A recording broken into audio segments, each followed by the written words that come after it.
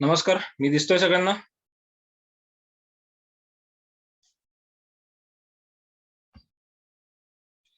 तुमचे माईक चालू ठेवा.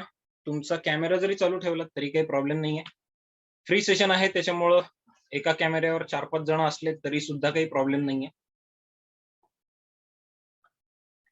कोणाला काही आवाज येत नाही किंवा असे काही टेक्निकल इश्यू असतील तर सांगा. आपण ते सॉर्ट आउट करूया आणि मग पुढे जाऊया.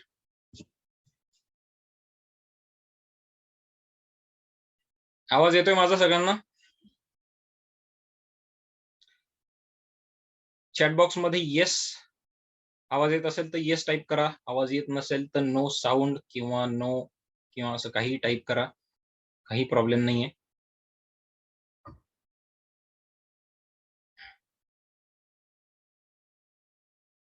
ओके.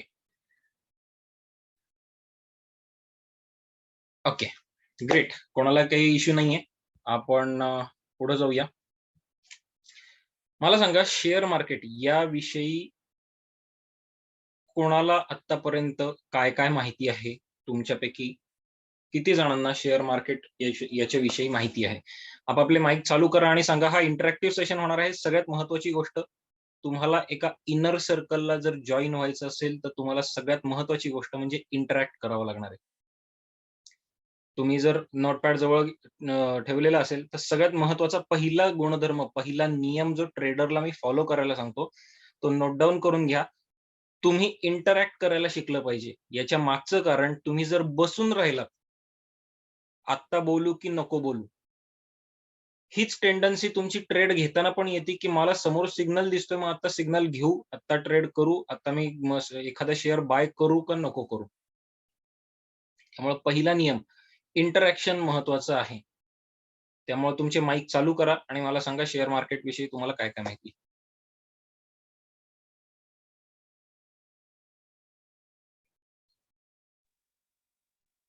हॅलो. हां, बोला. तुमचं नाव सांगा आणि हां, सुरुवात नमस्कार करा. सर. मी श्रद्धा खरसुरकर बोलते. हां, बोला. हां, मी मागचे 1-1.5 वर्षापासून ट्रेडिंग शिकतेय. ओके. हां, मी इंट्राडे ट्रेडिंग पण करते, स्विंग ट्रेडिंग पण करते. ओके. पण इक्विटीमध्ये हां, एफ-एन-ओ वगैरे ते काही मला एवढं नाहीये माहिती. ओके. बाकी इक्विटीमध्ये मी करते. ओके. बरं. शेअर मार्केट म्हणजे काय हे माहिती आहे तुम्हाला अगदी बेसिकमध्ये? हो, शेअर्स खरेदी करणं आणि विक्री करणं आणि मधला जो डिफरन्स आहे तो आपला प्रॉफिट. ओके. ग्रेट. म्हणजे जो ॲक्चुअली आपल्याला वापरता येतो, वापरण्यासाठी गरजेचा आहे, तो आवश्यक भाग तुम्हाला बरोबर माहिती आहे, काही प्रॉब्लेम नाही. आता शेअर्स म्हणजे काय हे आधी आपण समजून घेऊया. शेअर म्हणजे अगदी छोट्या सोप्या उदाहरणात मी समजावून सांगतो. तर गृहीत धरा, समजा माझा एखादा व्यवसाय आहे. अ, अगदी लिज्जत पापड सारखं आपण उदाहरण घेऊया. लिज्जत पापडची सक्सेस स्टोरी माहिती आहे का तुम्हाला? त्यांनी फक्त शेअर वेगळ्या पद्धतीने विकले. लिज्जत पापडचे शेअर कधी मार्केटमध्ये नाही आले. लिज्जत पापड जेव्हा सुरू झालेलं होतं, तेव्हा ज्यांनी कोणी ते सुरू केलं होतं, आता ॲक्चुअली मला त्यांचं नाव नाही आठवत आहे. पण त्यांचा घरगुती पापडांचा उद्योग होता आणि त्यांना असं वाटलेलं होतं, की आपल्याला ह्या व्यवसायाच्या माध्यमातून भारतातल्या ज्या महिला आहेत, यांना स्वयंरोजगार देता येईल. त्यांना कोणावर अवलंबून राहावं लागणार नाही. बरं त्याच्यासाठी त्यांना कुठलंही स्पेशल ट्रेनिंग द्यावं लागणार नाही. त्यांना कुठल्याही ग्रॅज्युएशन लेव्हलच्या शिक्षणाची गरज नाही. हे शिक्षण त्यांना फ्री ऑफ कॉस्ट त्यांच्या घरातून ऑलरेडी मिळालेलं असेल, असं शिक्षण आपण फक्त त्यांना व्यवसायात घेऊन येऊया. म्हणून ठराविक पद्धतीने ठराविक कॉन्ट्रॅक्ट ठराविक महिलेला द्यायचं, एवढे पापड तुम्हाला करून द्यायचे, तेवढे पापड तुम्हाला करून द्यायचे. असं करून त्यांनी तो व्यवसाय लिज्जत पापडचा मोठा केला. आणि झालं काय, ज्या महिला त्याच्यामध्ये सहभागी झालेल्या होत्या ना, त्यांना त्यांनी पार्टनर करून घेतलं व्यवसायाचा. मग ही पार्टनरशिप जी असते ना, तो असतो शेअर. आता समजा जर मला असं वाटलं, की मला टाटा मोटर्समध्ये पार्टनर व्हायचंय, तर त्याच्यासाठी मला ॲक्चुअली रतन टाटांच्या दाराबाहेर जाऊन त्यांची डोरबेल वाजवून, "हॅलो, मी मयूर गुर्जर. मला टाटा मोटर्समध्ये पार्टनर व्हायचंय." असं सांगायची काही गरज नाहीये. त्यांनी काय केलेलं आहे, मार्केटमध्ये टाटा मोटर्सचे शेअर विकून टाकलेले. आता 2 पद्धतीने मला पार्टनर होता येतं.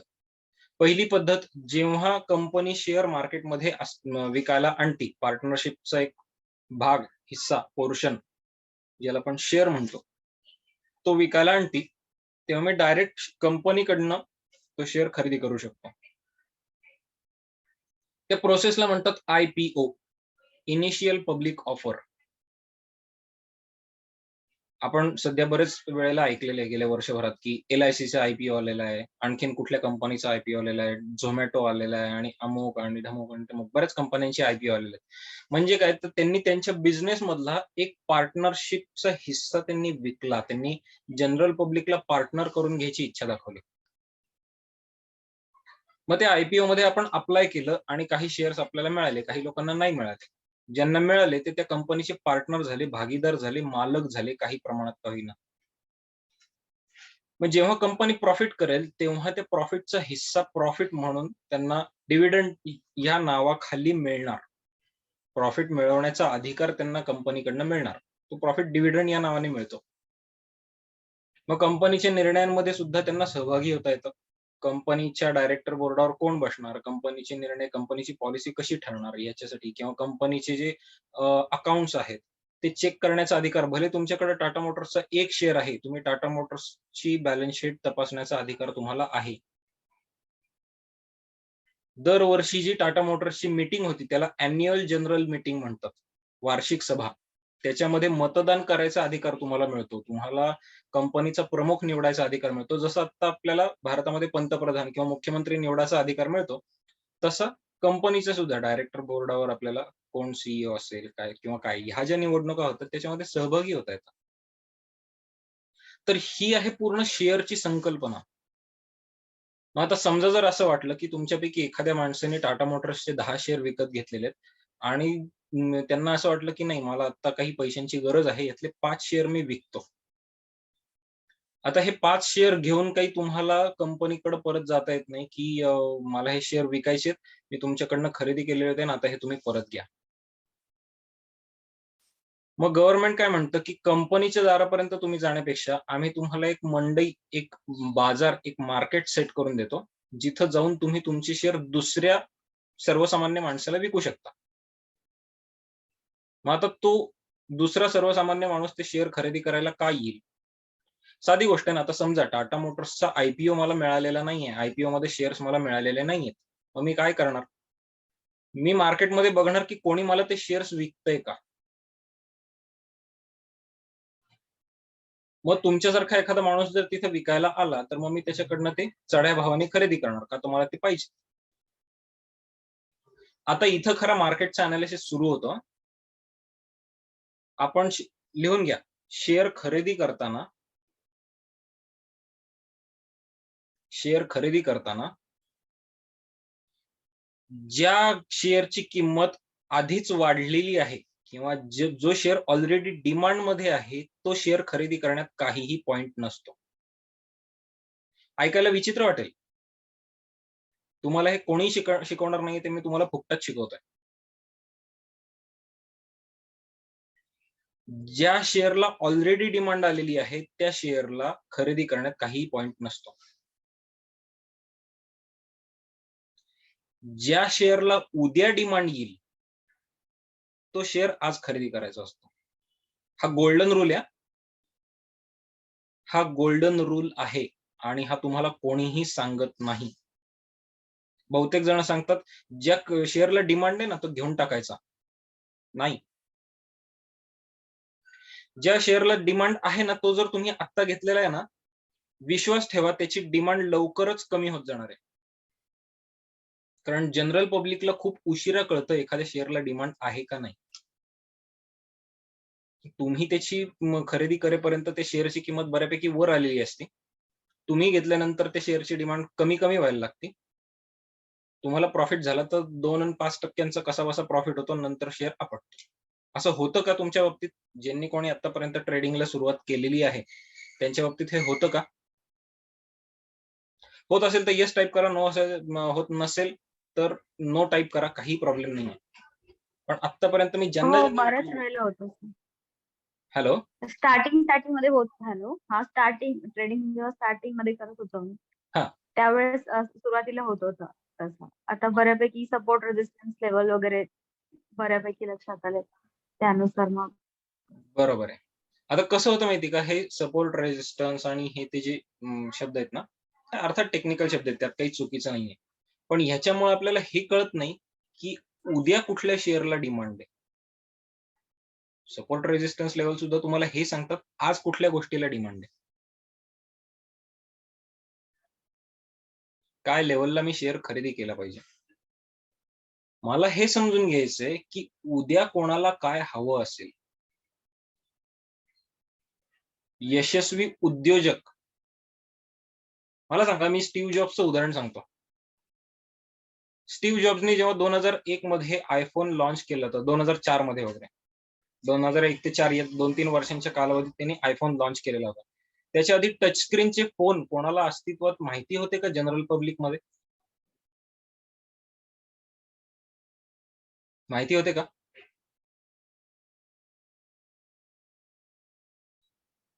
तुम्हाला माहिती होतं 2005 च्या आधी असा टच स्क्रीनचा वगैरे काही फोन आहे आणि आपण तो घेऊ किंवा काय? मला नाही वाटत. हे साधारणतः 2008 नंतर आपण ऐकलेलं आहे. म्हणजे इमॅजिन करा, उद्या लोकांना काय हवं असेल हे त्यांनी बरंच आधी ओळखलं. म्हणल्यानंतर आज Apple कॉम्प्युटर्स जगातली सगळ्यात जास्ती प्रॉफिट कमावणारी मोबाईल कंपनी आहे. सगळ्यात जास्ती profit. Me number of mobile handset नाही म्हणत आहे. Apple कदाचित सगळ्यात कमी हँडसेट विकतं, पण सगळ्यात हायली प्रॉफिटेबल मोबाईल मॅन्युफॅक्चरर आहे Apple कॉम्प्युटर्स. का? तर उद्या पब्लिकला काय पाहिजे असेल ते त्यांना आज माहिती आहे. त्यामुळे आपल्याला सुद्धा हे शोधून काढायचंय, की उद्या जनरल पब्लिकला कुठले शेअर हवे असतील ते आपण आज खरेदी करून ठेवायचे. जेणेकरून उद्या त्यांनी ते विकत घेतल्यानंतर आपल्याला ते भरपूर प्रॉफिटमध्ये कमवता येतील. आणि उद्या कुठल्या शेअरला डिमांड नसेल, हे शोधून काढल्यानंतर आपल्याला हे कळतं, की कुठला शेअर कधी विकायचा आहे. ठीक आहे, हे 2 गोल्डन रूल आहेत, लिहून घ्या. उद्या कुठल्या गोष्टीला डिमांड आहे हे आपल्याला आज कळलं, तर आपल्याला शेअर स्वस्तातल्या स्वस्तात खरेदी करता येतो. आणि उद्या कुठल्या गोष्टीची डिमांड कमी होणार आहे, हे आपल्याला आज कळलं, तर तो सगळ्यात हायेस्ट हाय प्राइसला आपल्याला विकता येतो. आणि ह्याच्यासाठी तुम्हाला खूप इंटेन्स एनालिसिसची गरज लागते. खूप इंटेन्स एनालिसिसची. ते कुठले आहेत, काय आहेत तेही मी सांगतो. मग मार्केटमध्ये जसं मी म्हणलं, की गव्हर्नमेंटनी ही सोय करून दिलेली आहे, की एखाद्या माणसाला शेअर विकायचे आहेत. कंपनीकडे जायची गरज नाही. तुम्ही मार्केटमध्ये जा. तुमच्या जर का एखादा सर्वसामान्य माणूस असेल, ज्याला ते शेअर हवेत, त्याच्याकडनं ते त्याला ते विका. तो तुमच्याकडनं विकत घेईल. किंवा तुम्हाला एखाद्या कंपनीचे शेअर पाहिजेत. प्रत्येक वेळेस कंपनीकडे जायची गरज नाही. कंपनी एकदाच आयपीओ आणतं. रोज-रोज कंपनी आयपीओ नाही आणत. रोज-रोज शेअर मार्केटमध्ये इंट्रोड्यूस नाही करत. एकदाच त्यांनी शेअर विकलेले असतात. तेच शेअर एका माणसाच्या हातातून दुसऱ्या माणसाच्या हातात, दुसऱ्या माणसाच्या हातातून तिसऱ्या माणसाच्या हातात जातात. याला आपण शेअरमधलं ट्रान्झॅक्शन म्हणतो. एकदा कंपनीने शेअर विकले ना, की कंपनीचा त्या शेअरशी फारसा कधी संबंध येत नाही. येतो तो वर्षाच्या शेवटी, जेव्हा त्यांचे रिझल्ट डिक्लेअर होतात. किंवा कंपनी जेव्हा ते शेअर परत विकत घेते तेव्हाच. तोपर्यंत कंपनीला शेअरची किंमत वर गेली काय आणि खाली गेली काय, काही प्रॉफिट नसतो, काही लॉस नसतो. हे प्रॉफिट लॉस जे असतात ना, हे आपले असतात. जनरल पब्लिकचे. सगळ्यात मोठा गैरसमज मार्केटमधला कुठला असेल तर लिहून घ्या. कंपनीने प्रॉफिट केला की कंपनीच्या शेअरची किंमत वाढते. हा सगळ्यात मोठा गैरसमज आहे. मी तुम्हाला कित्येक अशी उदाहरणं दाखवू शकेन, की कंपनीने प्रॉफिट डिक्लेअर केलेलं आहे आणि त्या कंपनीचं शेअर खाली पडलेलं आहे. किंवा कंपनीने लॉस डिक्लेअर केला म्हणून कंपनीच्या शेअरची किंमत खाली पडली, हे सुद्धा तेवढंच खोटं आहे. कंपनीच्या प्रॉफिट आणि लॉसवर कंपनीच्या शेअरची किंमत वर-खाली जात नाही. ती एकेकाळी जात होती. कधी जात होती? जेव्हा टेक्निकल एनालिसिस म्हणजे चार्टचा अभ्यास आणि अमुक-ढमुक काही अस्तित्वात नव्हतं. फक्त बॅलन्स शीटचा अभ्यास करून लोकं शेअर खरेदी करायची की नाही हे ठरवत होते. तेव्हा या गोष्टी घडत होत्या. आणि त्या गोष्टीला नाही म्हणायला गेलं तरी हा जवळपास 40-50 वर्षांपूर्वीचा जमाना झाला. मग आज आपण काय-काय वापरतो? तर चार्टचा अभ्यास, इंडिकेटर्सचा अभ्यास, मॅनिप्युलेशन कसं होतं मार्केटमध्ये याचा अभ्यास, न्यूजचा अभ्यास, बऱ्याच गोष्टी आहेत. 9 प्रकारचे एनालिसिस आहेत मार्केटमध्ये मी स्वतः शिकवतो. तुम्ही बाहेर कुठेही गेलात तर तुम्हाला फक्त 3 प्रकारचे अभ्यास बघायला मिळतील. चार्टचा अभ्यास, बॅलन्स शीटचा अभ्यास आणि इंडिकेटर्सचा अभ्यास. तुम्ही YouTube वरची व्हिडिओही बघा. याच्यामध्ये सुद्धा तुम्हाला कुठल्यातरी इंडिकेटरचं नाव सांगतील, नाहीतर बॅलन्स शीट कशी वाचायची हे सांगतील. नाहीतर चार्ट आणि कॅन्डलस्टिक आणि ही ती नावं 50 प्रकार तुम्हाला सांगतील आणि नक्की काय वापरायचं, कधी वापरायचं याचा तुम्हाला कधीच अंदाज येणार नाही. पण अल्टिमेटली हे सगळं जे काही मार्केटमध्ये तुम्हाला शिकवतात हे 3च गोष्टींमध्ये बसतं. चार्ट पॅटर्न, इंडिकेटर आणि बॅलन्स शीट. एवढंच तुम्हाला शिकवलं जातं. पण मार्केटची सायकॉलॉजी एखाद्या शेअरची डिमांड उद्या वाढेल का किंवा उद्या कमी होईल का हा सायकॉलॉजिकल अनालिसिस तुम्हाला कोणीच नाही शिकवत. आणि तो शिकल्यानंतर काय फायदा होतो हे मी तुम्हाला आता दाखवणार आहे. आता मी तुम्हाला एक व्हिडिओ दाखवतो. मागचे जे आमचं सेशन चालू होतं स्टुडंट्स बरोबरचं, सगळ्यात इनर सर्कलचे जे माझे स्टुडंट्स आहेत त्यांचं माझं ट्रेनिंग चालू होतं. आणि त्यांना ट्रेनिंग देताना आम्हाला लाईव्ह मार्केटमध्ये सापडलेली उदाहरणं, त्याच्यामध्ये केलेली गुंतवणूक आणि त्याच्यामध्ये झालेला प्रॉफिट मी तुम्हाला दाखवणार आहे. जसं शेअरची खरेदी विक्री करता येते ना, तसं फ्युचर अँड ऑप्शन्स हे काही लोकांनी ऐकलेलं असेल, काही लोकांनी नसेल ऐकलेलं. फ्युचर ऑप्शन्स म्हणजे वायदा बाजार येतो. वायदा. एखादा शेअर मी उद्या तुझ्याकडनं विकत घेईन असं प्रॉमिस करणं. याचं रिअल लाईफ मधलं एक्झाम्पल मी तुम्हाला सांगतो. तुमच्या आसपास कोणतरी माणूस असा असतो की जो साधारणतः मार्च-एप्रिल महिन्यात तुमच्याकडे येतो आणि म्हणतो, माझ्या आत्याची, माझ्या काकाची, माझ्या मामाची किंवा आमची स्वतःची वाडी कोकणात आहे आणि आमच्याकडे खूप चांगल्या क्वालिटीचा हापूस आंबा मिळतो. हवा असेल तर सांगा, मी तुम्हाला पेटी आणून देईन. झालेलं आहे यावर्षी असं? झालेलं असेल तर येस टाइप करा, नसेल तर नो टाइप करा. तुम्ही इंटरॅक्टिव्ह पाहिजे, तुमचा मला रिस्पॉन्स पाहिजे. नाहीतर माझ्यासमोर एक मशीन बसलेलं आहे असं मी समजणार फक्त. आंबे खाल्लेत की नाही यावर्षी? ओके, एकांनीच खाल्लेले आहेत, दोघांनी खाल्लेले आहेत. बाकीचे?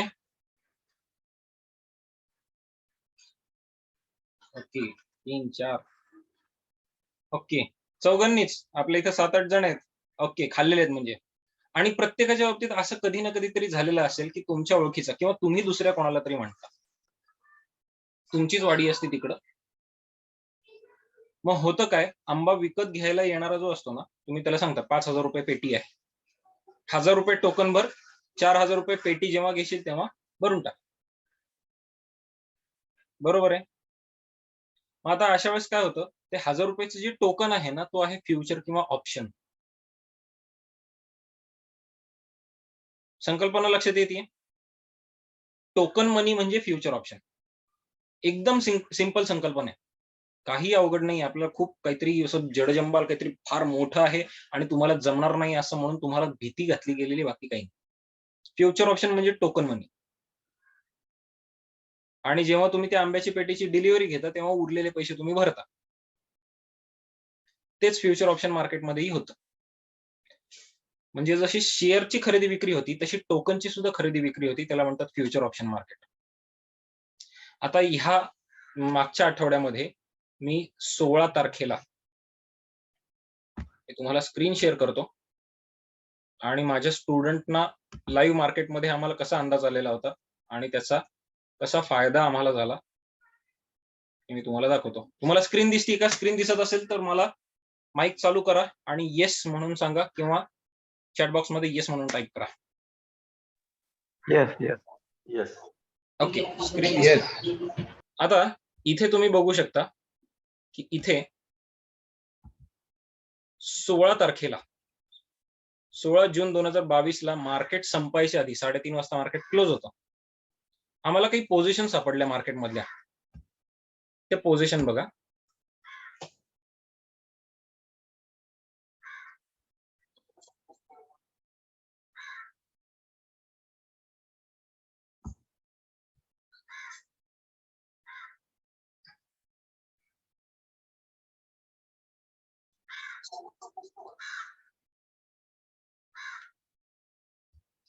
कंपन्यांची नाव नोट डाऊन करून ठेवा. वेदांता लिमिटेड पासून,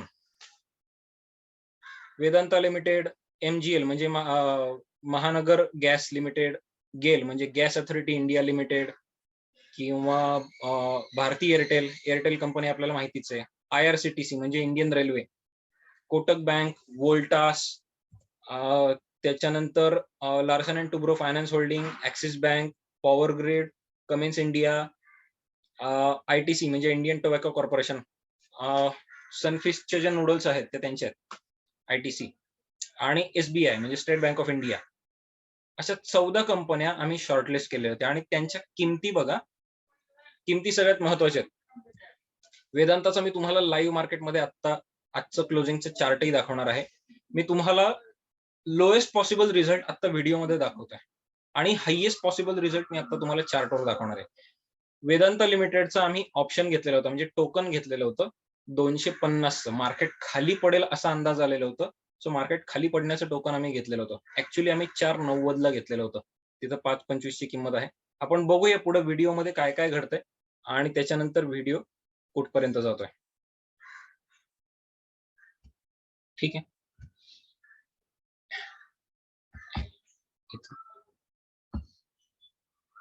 वेदांत लिमिटेड मध्ये आम्ही बरोबर 16 तारखेला दुपारी जेव्हा मार्केट क्लोज झालं तेव्हा पहिल्यांदा आम्ही पोझिशन घेतलेली होती. ती घेतलेली होती ऍक्च्युली ₹4.90. पण तरी आम्ही इथं गृहीत धरतोय की आम्ही वेदांत लिमिटेड मध्ये ₹5.25 प्रमाणे पैसे गुंतवले. दुसऱ्या दिवशी त्यांनी हायएस्ट हाय प्राइस दाखवली. दुसऱ्या दिवशी त्यांनी हायएस्ट हाय प्राइस दाखवली ₹5.95. ठीक आहे. आता त्याच्यामध्ये जर म्हणायला गेलं तर आमचं टार्गेट होतं 10%, म्हणजे ₹5 10% जर म्हणायला गेलं तर साधारणतः 50 पैशांचं आमचं टार्गेट. ठीक आहे. त्याचा लॉट साईज आणि किती रुपये मिळाले हे 2 मिनिटात तुम्हाला लक्षात येईलच. पण 50 पैशांचं आमचं टार्गेट हिट झालेलं होतं. म्हणजे आम्ही 10% प्रॉफिटमध्ये तिथून बाहेर पडलेलो होतो. दुसरं आम्ही पोझिशन घेतलेली होती ती MGL महानगर गॅस लिमिटेड. ती आम्ही घेतलेली होती ₹15.50 पैशांना आम्ही ते टोकन बाय केलेलं होतं. आम्ही त्याचा ऑप्शन बाय केलेला होता. आता त्याच्यावर जर 10% म्हणायला गेलं तर साधारणतः ₹1.5. 15च्या 10% म्हणजे 1.5 झाले, बरोबर आहे, 1.5. तर तो ₹1.5 आता 15.50 वरनं ₹1.5 आपण जर ऍड करायला गेला तर ₹17 आमचं टार्गेट हिट व्हायला पाहिजे होतं. दुसऱ्या दिवशी हा किती हाय गेलेला आहे आपण बघूया. ₹17 वरनं तो दुसऱ्या दिवशी गेलेला आहे ₹23.55. म्हणजे 10% कित्येक पटीने जास्तीचा इथं प्रॉफिट झालेला आहे. माझा आवाज येतोय तुम्हाला, क्लिअर येतोय? काही अडचण आहे त्याच्यामध्ये? येतोय व्यवस्थित. सो महानगर गॅसमध्ये आम्हाला 10% जास्तीचा प्रॉफिट झाला. त्याच्यानंतर पुढची पोझिशन आमची होती गेल लिमिटेड मध्ये, गॅस अथॉरिटी इंडिया लिमिटेड. ठीक आहे. आता MGL चा प्रॉफिट मी तुम्हाला रुपयांमध्ये कन्वर्ट करून सांगतो. MGL मध्ये आम्ही 600 चा लॉट आम्ही विकत घेतलेला होता ₹15 प्रमाणे. 1590 ₹9,000 आमची त्याच्यात इन्व्हेस्टमेंट होती आणि त्याच्यावर आम्हाला ₹1.5 साधारणतः ₹1,000 जास्तीचा प्रॉफिट झालेला होता. गेल इंडियामध्ये आमची इन्व्हेस्टमेंट होती ₹1.15 प्रमाणे आणि त्याच्यावर जर 10% म्हणायला गेलं तर आम्हाला 10 पैशांमध्ये आमचं टार्गेट हिट व्हायला पाहिजे होतं. ₹1.15 वर 10 पैसे म्हणजे ₹1.25 आमचं टार्गेट हिट व्हायला पाहिजे होतं. तो 1.75 पर्यंत गेला. आमचं प्रॉफिट 1.25 ला बुक करून आम्ही बाहेर पडलेलो होतो. तो 1.75 पर्यंत गेला. ठीक आहे. प्रत्येक ठिकाणी आमचे जे 14 ट्रेड झाले त्याच्यामध्ये तुम्हाला प्रत्येक ठिकाणी 10% प्रॉफिट दिसेल. गेल इंडियामध्ये 6,100 चा लॉट साईज आहे, म्हणजे ₹1.15 प्रमाणे आम्ही 6,100 टोकन एकदम विकत घेतली होती एका लॉटमध्ये. त्याच्यामध्येही आमची इन्व्हेस्टमेंट अशी साधारणतः ₹7,000 ते ₹8,000 दरम्यान होती आणि त्याच्यावरही आम्हाला 10 पैसे म्हणजे ₹610 ₹700 आम्हाला प्रॉफिट झालेला होता.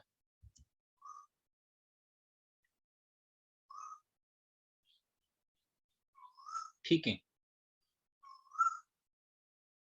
हे पहा, ₹1.15 वरनं ₹1.75 हायएस्ट आहे. आम्ही 1.55 गृहीत धरतोय त्याच्यामध्ये.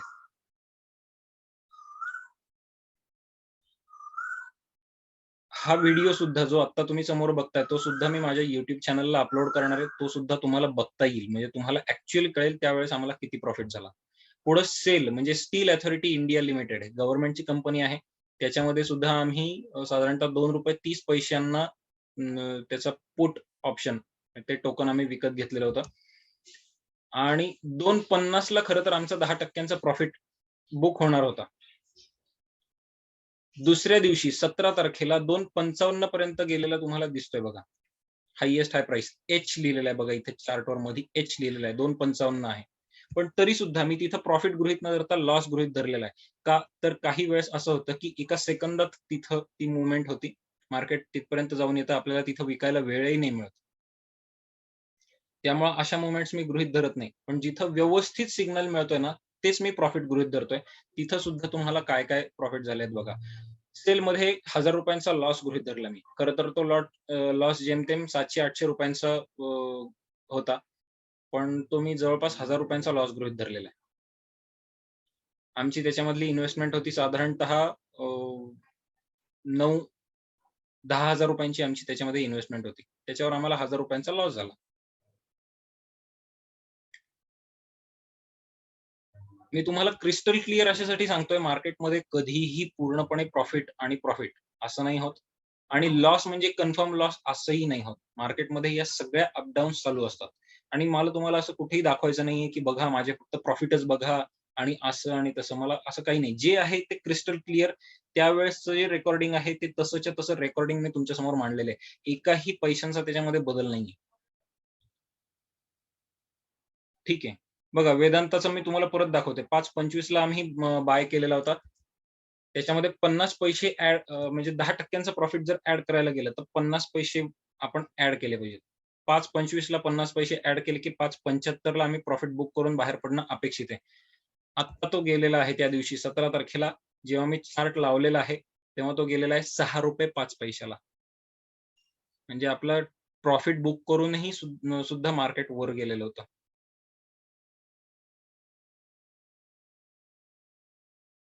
सो त्या दिवशी ज्या काही 14 पोझिशन आम्ही घेतलेल्या होत्या 16 तारखेच्या 16 जूनला मार्केट क्लोज व्हायच्या आधी. त्याचा दुसऱ्या दिवशी 17 तारखेला 10च्या आसपासचा प्रॉफिट होता जवळपास ₹17,000. 17,250 चा प्रॉफिट होता. भारती एअरटेल 950 चा लॉट एकदम विकत घ्यावा लागला आम्हाला. किती प्रमाणे घेतला बघा. ₹6.85 प्रमाणे आम्ही 950 चा लॉट ऑप्शनचा, टोकनचा एकदम विकत घेतलेला होता. आणि त्याचं प्रॉफिट आमचा होता ₹6.85 वरनं. फार तर फार आमचा ₹8 वर प्रॉफिट बुक व्हायला पाहिजे होता. 17 तारखेला एअरटेलचा 650 चा पुट जवळपास 9.35 पर्यंत जाऊन आला. म्हणजे आम्ही जिथं प्रॉफिट बुक केलं त्याच्या पुढे सुद्धा ₹1.5 जाऊन आला. म्हणजे आमचा तिथे 10% प्रॉफिट आमचा बुक झाला. पुढं IRCTC. IRCTC मध्ये 875 चा लॉट साइज एकदम विकत घ्यावा लागतो. तो आम्ही विकत घेतला ₹15.20 प्रमाणे आणि दुसऱ्या दिवशी साधारणतः 10% म्हणायला गेलं तर परत ₹1.5 ॲड केला पाहिजे. ₹16.70 ला आमचं टार्गेट हिट झालं पाहिजे. तो ₹21.10 पर्यंत गेलेला होता. म्हणजे आमच्या प्रॉफिटपेक्षा सुद्धा दुपटीने जास्ती पुढे गेलेला होता. ₹1.5 चा आमचा प्रॉफिट होता. हा जवळपास ₹6 पुढे गेला. IRCTC मध्ये सुद्धा आम्हाला व्यवस्थित ₹1,1200 प्रॉफिट झालेला होता. पुढचा आमचा प्रॉफिट होता कोटक बँकचा. कोटक बँकेमध्ये सुद्धा आमची इन्व्हेस्टमेंट होती साधारणतः ₹32 प्रमाणे आम्ही इन्व्हेस्टमेंट केलेली होती. बघूया आता ते सुद्धा मी तुम्हाला चार्टवर या व्हिडिओमध्ये दिसेलच. कोटक बँक. त्याचा लॉट साइज आहे 400 चा. एकदम 400 टोकनचा एक लॉट साइज विकत घ्यावा लागतो. तो आम्ही ₹34 प्रमाणे विकत घेतला. ₹37 त्याचं 10% म्हणायला गेलं ₹34 वर 10% तर ₹3 ते ₹3.5 त्याचा प्रॉफिट आपला 10% पूर्ण होतो. तो 37 ते ₹38 पर्यंत आमचा प्रॉफिट बुक व्हायला पाहिजे होता. तो ₹45.65 पर्यंत त्याचं टोकन प्रॉफिटमध्ये गेलेलं आहे. इमॅजिन करा पुढे काय झालेलं आहे. त्याच्यात सुद्धा आम्हाला जवळपास 2-2.5 हजार रुपयांचा फायदा झालेला आहे. पुढे व्होल्टास 500चा लॉट साईज आहे. आम्ही 26 रुपये 35 पैशांप्रमाणे तो विकत घेतलेला होता. दुसऱ्या दिवशी बघूया, आपला 26 रुपये 35 पैशांवर 10% म्हणायला गेलं तर 2.5 रुपयांचा प्रॉफिट, म्हणजे 29 रुपयाला प्रॉफिट बुक व्हायला पाहिजे होता. दुसऱ्या दिवशी तो 34 पर्यंत गेलेला आहे. 34 पर्यंत. व्होल्टास. मी तुम्हाला हे सगळे का दाखवतोय? मला तुमच्या समोर कुठल्याही आडपडदा ठेवायचे नाहीयेत. मी स्टुडंट्सना जे शिकवतो त्यावेळेस मार्केटमध्ये जे चाललेलं असतं तेच मी तुम्हाला इथं दाखवतोय.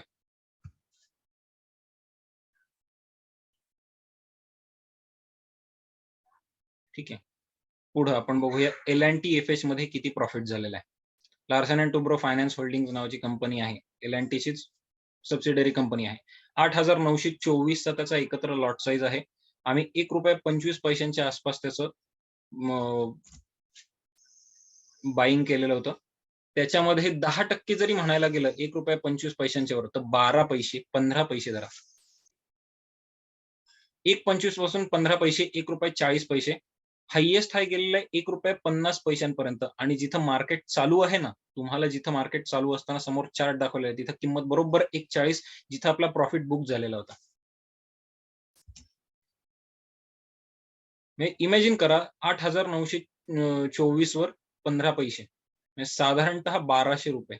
परत तिथं प्रॉफिट 1200 रुपयांचा बुक झालेला होता. 16च्या संध्याकाळी आम्ही बाय केलं आणि 17च्या सकाळी विकलं, म्हणजे 24 तासही पूर्ण नाही झाले आणि त्याच्यामध्ये हे प्रॉफिट झालेले. पुढे ऍक्सिस बँक बघा. ऍक्सिस बँक आपल्याला सगळ्यांना माहितीची बँक आहे. त्याच्यामध्ये किती प्रॉफिट झालाय बघा. त्याचा लॉट साईज आहे 1200चा आणि तो आम्ही बाय केलेला होता ₹10.20 प्रमाणे. ₹11.20 त्याचं 10% म्हणजे ₹1 प्रॉफिट आमचा बुक होतो. तो पुढे कुठपर्यंत गेलेला आहे बघा.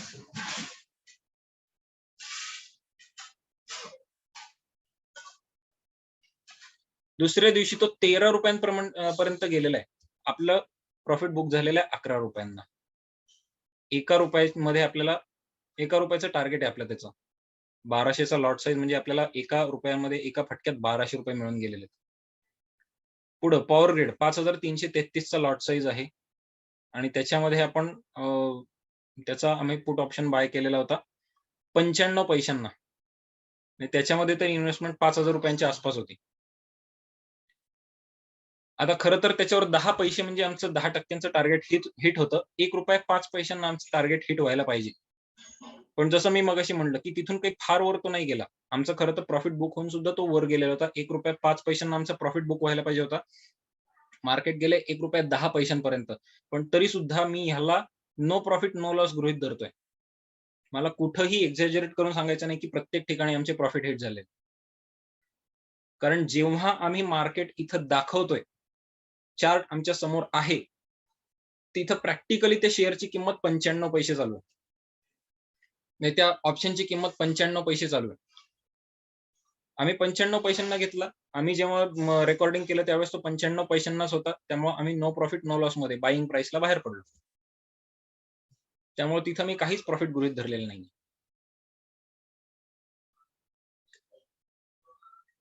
ठीक आहे. पुढे बघूया कमिन्स इंडियामध्ये. कमिन्स इंडियाचा लॉट साईज आहे 600चा. तो आम्ही बाय केला ₹20.20 त्याच्यामध्ये 22 रुपयांना किंवा ₹22.50 आमचं टार्गेट हिट व्हायला पाहिजे होतं. तो 26 रुपयांपर्यंत गेलेला आहे बघा. इथे बघा 26.15 गेलेला आहे तो ऑप्शन त्याचा. आमचं टार्गेट 22.50 होतं. म्हणजे आमचं जेवढा प्रॉफिट होता त्याच्याही पेक्षा 1.5 पट त्यांनी वर प्रॉफिट दिलेला आहे. म्हणजे इमॅजिन करा तिथं सुद्धा त्याच्यामध्ये जवळपास 1000 ते 1200-1500 रुपयांचा प्रॉफिट झालेला आहे. Cummins India. त्याच्या पुढे आणखीन 2 कंपन्या आहेत ज्या आम्ही त्या दिवशी शॉर्टलिस्ट केलेल्या होत्या. आणि त्याच्यामध्ये किती प्रॉफिट झालेलं आहे बघा. वेदांता लिमिटेड, MGL, गेल, steel authority, Airtel, IRCTC, Kotak bank, Voltas, Larsen and Toubro finance holding, Axis bank, power grid, Cummins India, ITC आणि SBI असे 14 ट्रेड आम्ही शॉर्टलिस्ट केलेले होते. शेवटचे 2 ट्रेड आपण बघूया, ITC आणि SBI. आणि मी तुम्हाला सांगतो त्याच्यामध्ये किती प्रॉफिट झालेला होता. 3200चा लॉट साईज आहे. ITCचा आम्ही बाय केलेला होता ₹1.75. 20 पैशांमध्ये आमचं टार्गेट हिट व्हायला पाहिजे होतं. म्हणजे ₹1.95 आमचं टार्गेट हिट व्हायला पाहिजे होतं. त्याच्यात आमचा प्रॉफिट बुक व्हायला पाहिजे होता. ₹1.95च्या वर जर ITCचा ऑप्शन गेलेला असेल तर आमचा प्रॉफिट बुक आहे. बघूया दुसऱ्या दिवशी काय झालेलं आहे.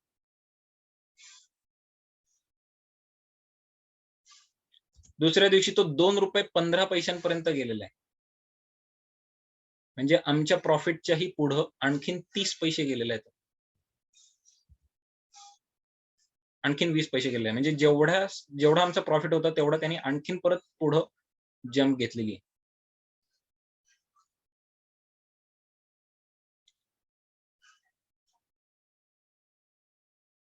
सो ITC मध्ये सुद्धा जवळपास 800 ते 1000 रुपयांचा आम्हाला प्रॉफिट झाला लाईव्ह मार्केट चालू असताना. आणि शेवटचा आमचा त्या दिवशीचा अनालिसिस होता SBIचा लॉट साईज होता त्याचा 1500चा. आम्ही तो बाय केलेला होता ₹4.75. त्याच्यामध्ये फक्त 50 पैसे ऍड झाले तर ₹5.25 आम्ही आमचा प्रॉफिट बुक करणार आणि SBI मधनं बाहेर पडणार.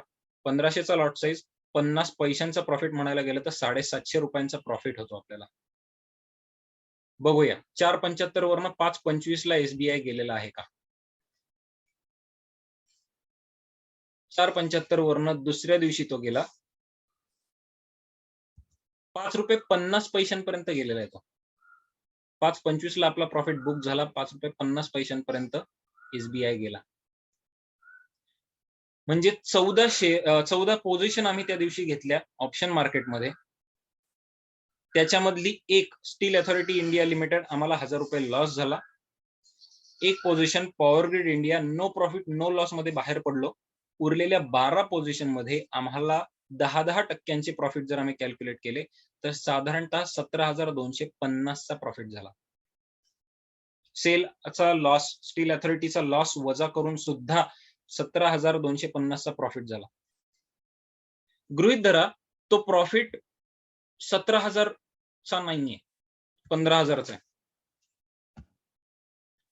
किंवा 15,000चाही नाहीये, 10,000चा आहे.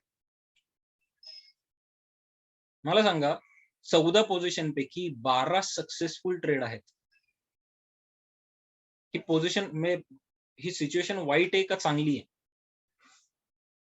माझा आवाज ऐकू आला सगळ्यांना? मी जे काही सांगत होतो, जे काही एक्सप्लेन करत होतो ते स्क्रीनवर दिसत होतं सगळ्यांना? मी जे काही सांगितलं ते तुम्हाला कळलं का? लॉट साईज आणि त्याच्यामध्ये किती प्रॉफिट वगैरे हे साधारणतः लक्षात आलं का तुम्हाला? हो. ओके. आता त्याच्यामध्ये 17,000चा ऍक्च्युअल प्रॉफिट ज्या वेळेस मार्केट चालू होतं, आम्ही बाईंग केलं त्यावेळेस काय किमती होत्या आणि आम्ही मार्केट जेव्हा स्टुडंटच्या समोर दुसऱ्या दिवशी सकाळच्या पोझिशन जेव्हा आम्ही त्या बघितल्या तेव्हा त्याच्यामध्ये काय प्रॉफिट झालेले होते हे मी तुम्हाला लाईव्ह दाखवले. कुठंही त्या व्हिडिओमध्ये काही एडिट नाहीये. जसंच्या तसं ती अख्खीच्या अख्खी स्क्रीन तुम्हाला तशी दिसते. 17,250चा प्रॉफिट मी गृहीत धरतो त्यातला वरचा 7,250 काढून टाका. 10,000चा प्रॉफिट. 14 पैकी 12 तुमचे प्रॉफिट आहेत. ही सिच्युएशन चांगली आहे का वाईट आहे? चांगलीच आहे. चांगली, बरोबर आहे. आता मी तुम्हाला एक चमत्कार दाखवतो. त्यातला वेदांता लिमिटेड जो आहे ना, यातला मी तुम्हाला चमत्कार दाखवतो. वेदांता लिमिटेडनी काय केलेलं आहे.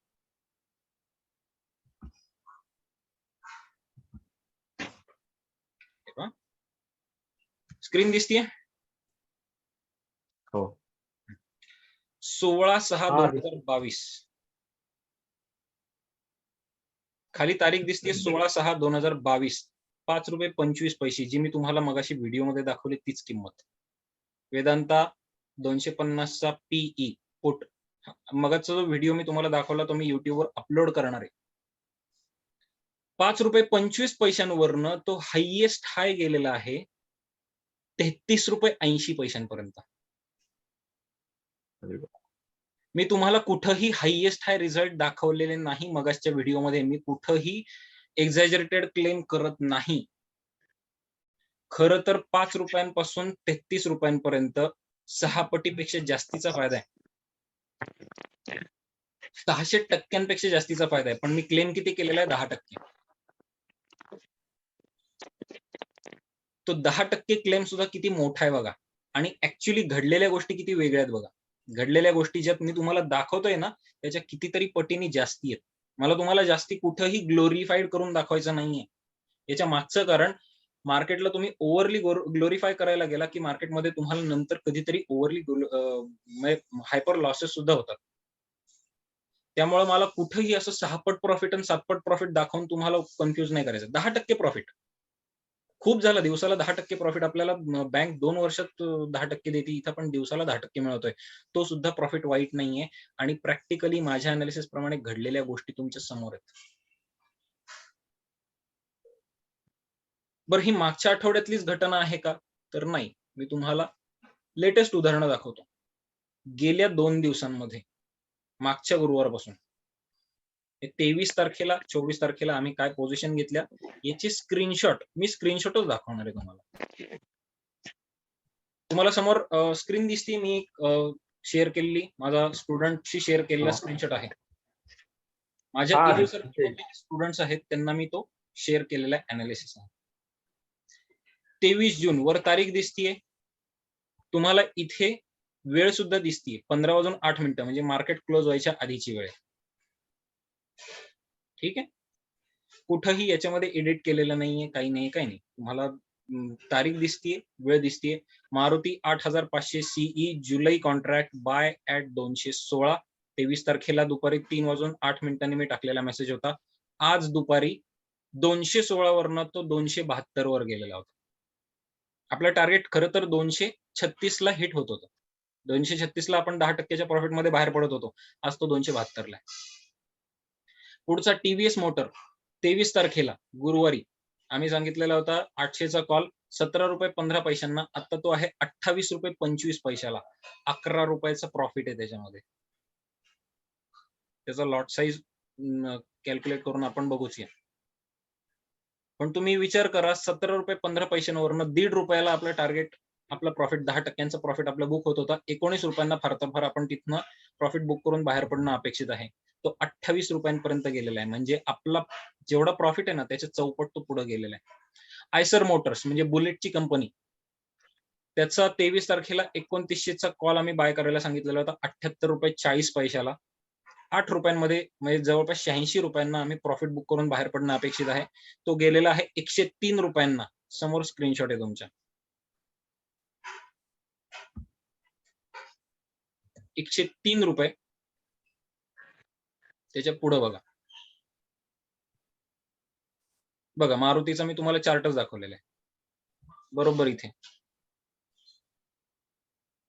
270 216 पासून 270 मारुती. पुढे टीव्हीएस मोटर 17 रुपयांपासून स्क्रीनशॉट जेव्हा मी काढला तेव्हा तो 28 वरून 27 वर आलेला होता. तरी आपला प्रॉफिट 19 लाच बुक झालेला होता. बघा आयसर मोटर 78 वरून 130 ला. डिवीज लॅब 23 तारखेलाच दिलेला अनालिसिस होता. डिवीज लॅब 122 वरनं वर त्यांनी ₹12 जरी दिले असते तरी सुद्धा 134 ला आपलं टार्गेट 135 फार तर फार आपला 10%चा प्रॉफिट बुक व्हायला पाहिजे होता. तो 145 ला गेलेला आहे. आणि 24 तारखेला शुक्रवारी महिंद्रा अँड महिंद्राचा अनालिसिस दिलेला होता.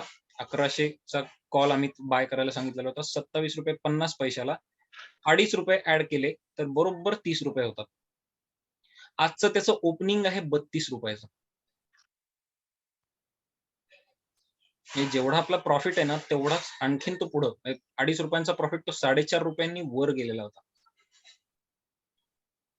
सो हे अनालिसिस आहे जे माझ्या इनर सर्कलशी मी शेअर करत असतो. माझ्या स्टुडंटशी मी शेअर करत असतो.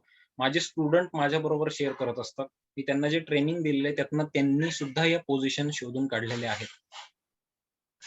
गुजरात गॅस नावाची एक पोझिशन माझ्याकडे फक्त त्याचं रेकॉर्ड नाहीये म्हणून मी तुम्हाला ते रेकॉर्ड दाखवू शकत नाहीये. बिलीव्ह मी मागच्या एक 8-15 दिवसापूर्वीच गुजरात गॅसचा शेअर खाली पडेल म्हणून आम्ही त्याचा ऑप्शन विकत घेतलेला होता. त्याचा जर रेकॉर्ड मला सापडला तर मी तुम्हाला दाखवतो. तर आम्ही तो ऑप्शन विकत घेतलेला होता आणि तो काहीतरी आम्ही विकत घेतलेला होता ₹11 ₹10.50 आणि तो गेलेला होता 88 रुपयांना. आता जर मला तुम्हाला त्याचा स्क्रीनशॉट दाखवता आला तर मी बघतो एक सेकंद. गुजरात गॅस अजूनही तो ₹74 आहे. आणि हा अनालिसिस माझ्या स्टुडंटने शोधून काढलेला होता. इथे 7 तारखेला. तुम्हाला स्क्रीन दिसतीये का? हो दिसते ना. 7 तारखेला माझ्या एका स्टुडंटनी मागच्या बॅच मधल्या स्टुडंटनी मला शॉर्टलिस्ट करून पाठवलेला होता की सर हा तुम्हाला अनालिसिस परफेक्ट वाटतोय का? असेल तर मला सांगा. त्यांनी ₹10.50 ती पोझिशन नोट करून ठेवलेली होती. त्या दिवशीचं क्लोजिंग आहे त्याचं ₹11. 10% म्हणायला गेलं तर ₹12 आमचं टार्गेट, आमचं प्रॉफिट बुक व्हायला पाहिजे होता. त्याची हायएस्ट हाय किंमत बघा ₹89 पर्यंत गेलेली आहे. 8 पटीचा प्रॉफिट आहे त्याच्यामध्ये. जर हायएस्ट हाय म्हणायला गेलं किंवा आजची सुद्धा जर पोझिशन त्याच्यामध्ये बघायला गेलं तर ₹75 74.95 म्हणजे 75 धरूया आपण. ₹11 पासून ₹75 पर्यंत. कुठेही एक्झॅजरेटेड क्लेम्स नाहीत. मला जर त्याचा माझ्या स्टुडंटनी पाठवलेला मेसेजचा मला तुम्हाला स्क्रीनशॉट मी तुम्हाला पर्सनली पाठवेन. मला सगळ्यांनी मेसेज करा, आठवणीने मेसेज करा. मी स्क्रीनशॉट पाठवेन तुम्हाला. त्या तारीख आणि वेळेसकट मी पाठवेन. सो हे माझ्या इनर सर्कल मधले जे स्टुडंट्स आहेत ना त्यांना हे करता येते. आतापर्यंत एवढा वेळ मी तुम्हाला हे सगळं दाखवण्यात का घालवला? मला तुम्हाला बोर नाही करायचं. तुम्हाला माहिती पाहिजे की तुम्हाला व्यवस्थित अनालिसिस जमल्यानंतर काय करता येऊ शकतं, तुमच्या केपेबिलिटीज काय असू शकतील याची मला तुम्हाला जाणीव करून द्यायची होती. याच्यासाठी आपण 9 प्रकारचे अनालिसिस वापरतो. लिहून घ्या कुठले कुठले. काही प्रश्न असतील तर विचारा, नाही तर आपण अनालिसिस कडे जाऊया. काही प्रश्न आहेत का?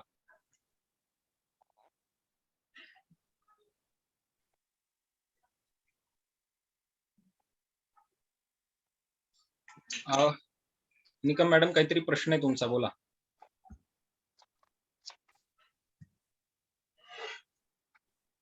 तुमचा आवाज माझ्यापर्यंत दुर्दैवाने येत नाहीये. तुमचा आवाज येत नाही, तुम्ही चॅट बॉक्स मध्ये टाईप करून जरी पाठवलं तरी सुद्धा चालणार आहे मला. आणखीन कोणाचे काही प्रश्न असतील तर मला सांगा तसे.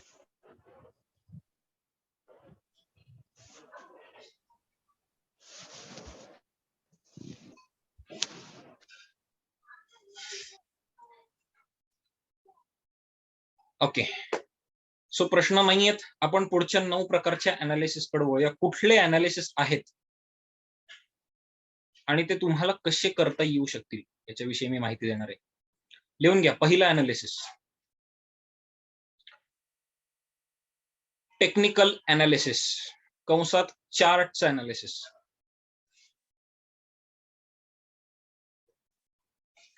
टेक्निकल अनालिसिस कंसामध्ये चार्टचं अनालिसिस.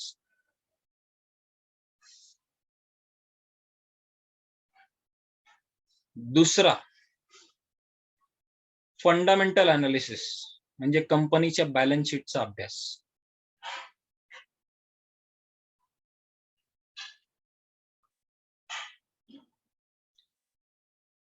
फंडामेंटल अनालिसिस म्हणजे कंपनीच्या बॅलन्स शीटचा अभ्यास. याच्यावरून आपण शोधून काढतो की किती लॉंग टर्म साठी एखाद्या कंपनीमध्ये आपण शेअर होल्ड करायचे किंवा विकायची वेळ आली तर आपल्याला कधी विकायचे.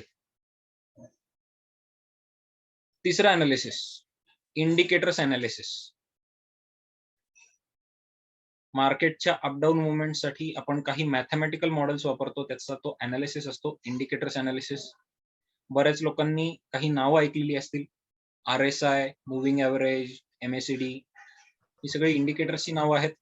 दुर्दैवाने हेच इंडिकेटर तुम्हाला शिकवले जातात मार्केटमध्ये. कुठल्याही जर तुम्ही ट्रेनिंग प्रोग्राम मध्ये गेलात तर तुम्हाला ह्याच इंडिकेटरची नावं ऐकायला मिळतात.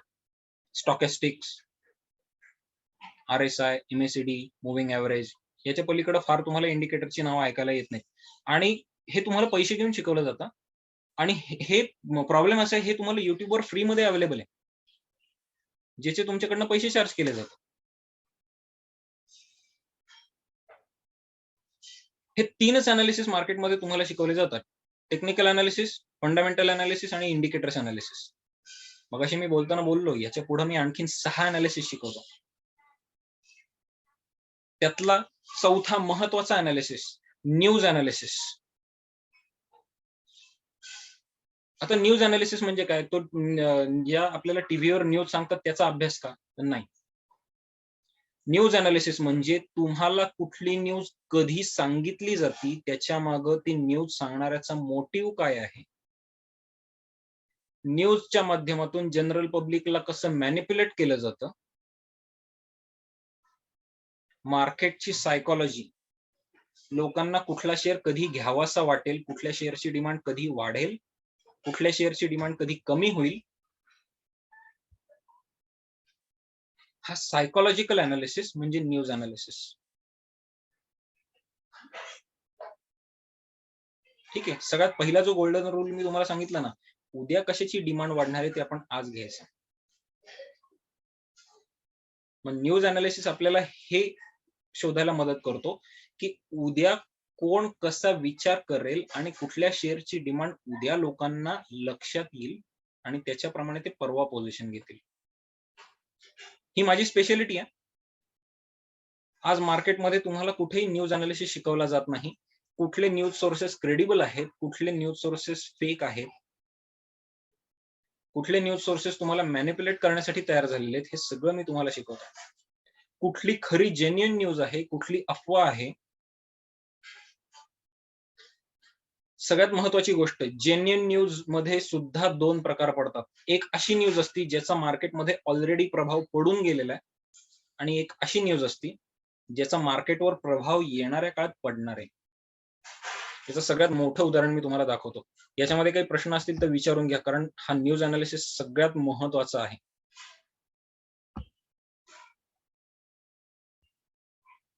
ठीक आहे.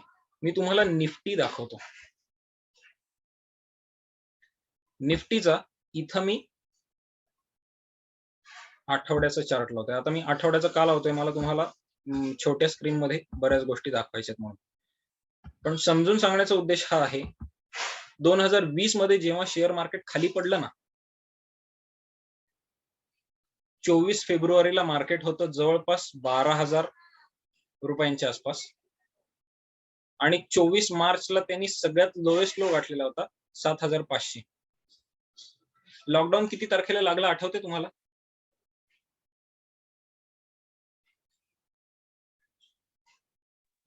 22 मार्च. 23 मार्च.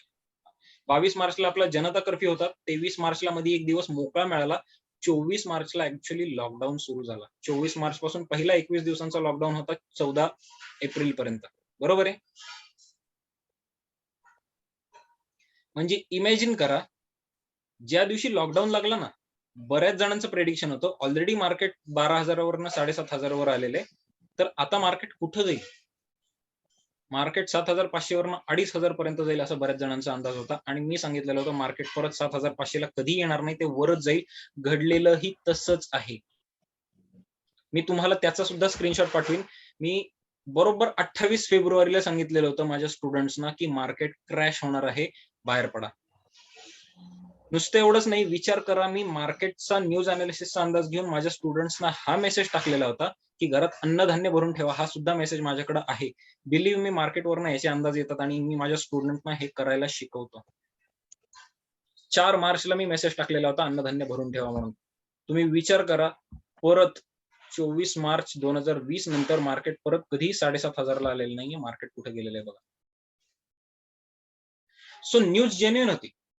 लॉकडाऊन लागणार होतं, पण ह्याचा अंदाज इनसाइडर ट्रेडर्सना बराच आधी आलेला होता आणि मला सायकॉलॉजी ओळखता येत असल्यामुळं मला आणि मी माझ्या स्टुडंटना शिकवलेलं असल्यामुळं माझ्या स्टुडंटना याचा अंदाज वेळेच्या आधी आलेला होता. 28 फेब्रुवारीला मी माझ्या स्टुडंटना मेसेज टाकला मार्केटमधनं बाहेर पडा. 3 ते 4 मार्च पर्यंत आठवडाभर माझ्या स्टुडंटना बाहेर पडायला वेळ मिळाला. मार्केट तिथं आडवं चाललं आणि 4 मार्च नंतर मार्केट खाली पडायला सुरुवात झाली. वेळेच्या आधी याचे अंदाज येतात. आणि हे मी फक्त पहिल्या 4 अनालिसिस मधनं सांगतोय. जो माझा पहिला बेसिक ट्रेनिंग प्रोग्राम आहे इन्व्हेस्टर प्रो. म्हणजे माझ्या इनर सर्कल मध्ये येण्यासाठी माझ्याकडे 3 स्टेप आहेत. स्टेप 1 चं इनर सर्कल ज्यांना लॉंग टर्मची इन्व्हेस्टमेंट करायची असती. स्टेप 2 चं इनर सर्कल ज्यांना खूप इंटेन्स अनालिसिस करायचा असतो, फ्युचर ऑप्शनचं ट्रेनिंग घ्यायचं असतं. आणि स्टेप 3 चं इनर सर्कल. याच्यामध्ये स्टेप 3 मध्ये येण्यासाठी तुम्हाला कुठल्याही वेगळं ट्रेनिंगची आवश्यकता नाहीये. तुम्हाला फक्त ऍक्टिव्हिटी दाखवायची आहे. मी जे काही अनालिसिस तुम्हाला शिकवलेले आहेत त्याच्यावरनं तुम्ही मला रोज एक ना एक अनालिसिस शॉर्टलिस्ट करून पाठवायचं आहे की सर आम्हाला ही पोझिशन सापडलेली आहे आणि तुम्ही मला तो मेसेज पाठवायचा आहे. आणि मी तो बरोबर आहे का चुकीचा आहे याच्यावर मी तुमच्याशी रोज डिस्कशन करतो. ऍक्टिव्ह पार्टिसिपेशन असेल तर तुम्ही माझ्या 3rd लेवलच्या इनर सर्कल मध्ये येता, जिथे मी माझी सगळी सिक्रेट्स तुमच्याशी ओपन करतो आणि तुम्ही माझ्या बरोबर ट्रेड करता. सो हे 4 अनालिसिस मी तुम्हाला सांगितले. आणखीन पुढचे 5 अनालिसिस काय आहेत हे मी तुम्हाला सांगणार आहे. ओके. सो पुढचे 5 अनालिसिस काय आहेत लिहून घ्या. 5वा अनालिसिस आहे ऍडव्हान्स इंडिकेटर. आता ऍडव्हान्स इंडिकेटर हे फ्युचर ऑप्शन साठीचे सगळ्यात स्पेशल इंडिकेटर्स आहेत. बरेच लोक फ्युचर ऑप्शन मार्केटमध्ये उतरताना चूक हीच करतात की इक्विटी मार्केटमध्ये म्हणजे शेअर मार्केटचे जे इंडिकेटर्स आहेत त्याचाच वापर ते फ्युचर ऑप्शन साठी करतात. तसा करून चालत नाही. ठीक आहे. प्रत्येक गोष्टीसाठी बनलेलं एक स्पेशालिटी टूल असतं आणि आपल्याला त्याचा वापर करणं आवश्यक असतं. त्या टूलचा जर आपण वापर नाही केला तर आपल्याला काही फायदा होत नाही. ठीक आहे. म्हणजे मी तुम्हाला साधं उदाहरण सांगतो. शेअर मार्केटमध्ये जे आपण इंडिकेटर्स किंवा जे काही अनालिसिस वापरतो ना, हे फळं कापण्याच्या सुरीसारखे असतात. त्यांनी फळं खूप चांगली कापली जातात. आणि फ्युचर ऑप्शन मध्ये आपण जे काही इंडिकेटर किंवा जे काही अनालिसिस वापरतो ना, हे सुईसारखे असतात. खूप पिन पॉइंट काम करतात. मग मला सांगा, एखादं बटन शिवण्यासाठी आपण सुरीचा वापर नाही करू शकत. तिथं आपल्याला सुई नीडलच लागणार. तिथं जर त्या बटनामध्ये आणि त्या कापडामध्ये आपण जर नाईफ वापरायला सुरुवात केली तर बटनही तुटेल आणि कापडही फाटेल.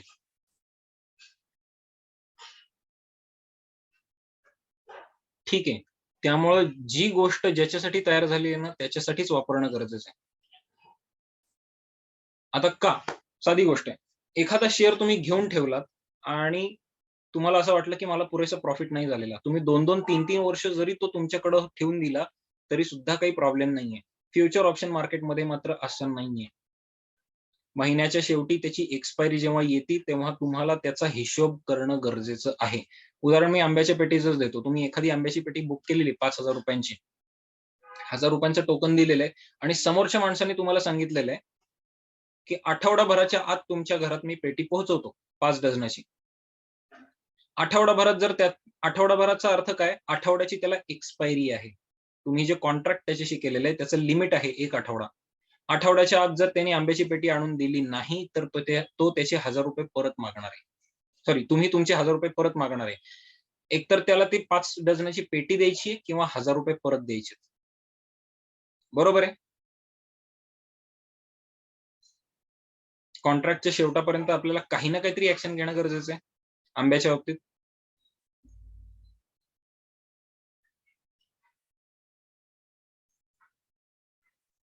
कंटाळले काय सगळे? हो सर. सो आपल्याला त्याचा रिस्पॉन्स येणं गरजेचं आहे. म्हणजे काही ना काहीतरी ऍक्शन घेणं गरजेचं आहे त्याच्या एक्सपायरी पर्यंत. तसं आहे फ्युचर ऑप्शन मार्केट, तसं आहे टोकन मार्केट. फ्युचर ऑप्शन म्हणजे टोकन मार्केट. ते टोकन कधी ना कधी एक्सपायर होणार आहे. त्याची कॉन्ट्रॅक्ट संपायची वेळ जवळ आली की आपल्याला त्याच्यावर एकतर वस्तू द्यायची आहे नाहीतर पैसे परत द्यायचे. आणि पैशांबरोबर लॉसही होतोय आपल्याला.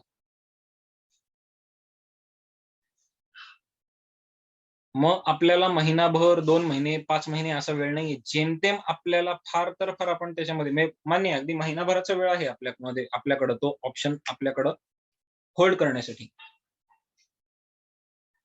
त्याच्यापेक्षा जास्ती नाही. पण त्या महिन्याभरात सुद्धा तो आपल्याला लॉस देत जातो. मग आपल्याला फार तर फार 2 ते 3 दिवसात प्रॉफिट बुक करायचं आणि बाहेर पडायचं. त्याच्यापेक्षा जास्ती दिवस थांबायचं नाहीये त्या फ्युचर ऑप्शन मध्ये. म्हणून ऍडव्हान्स इंडिकेटर जे बेसिक इंडिकेटर्स पेक्षा इक्विटी शेअर्सच्या इंडिकेटर्स पेक्षा टोटली वेगळे आहेत. त्यामुळे 5वा अनालिसिस ऍडव्हान्स इंडिकेटर. 6वा अनालिसिस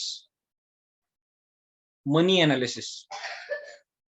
कसं होतं, एखाद्या गोष्टीची जर डिमांड वाढत जात असेल ना, तर ती गोष्ट खरेदी करण्यासाठी लोक स्वतःच्या खिशातला पैसा ओततात मार्केटमध्ये.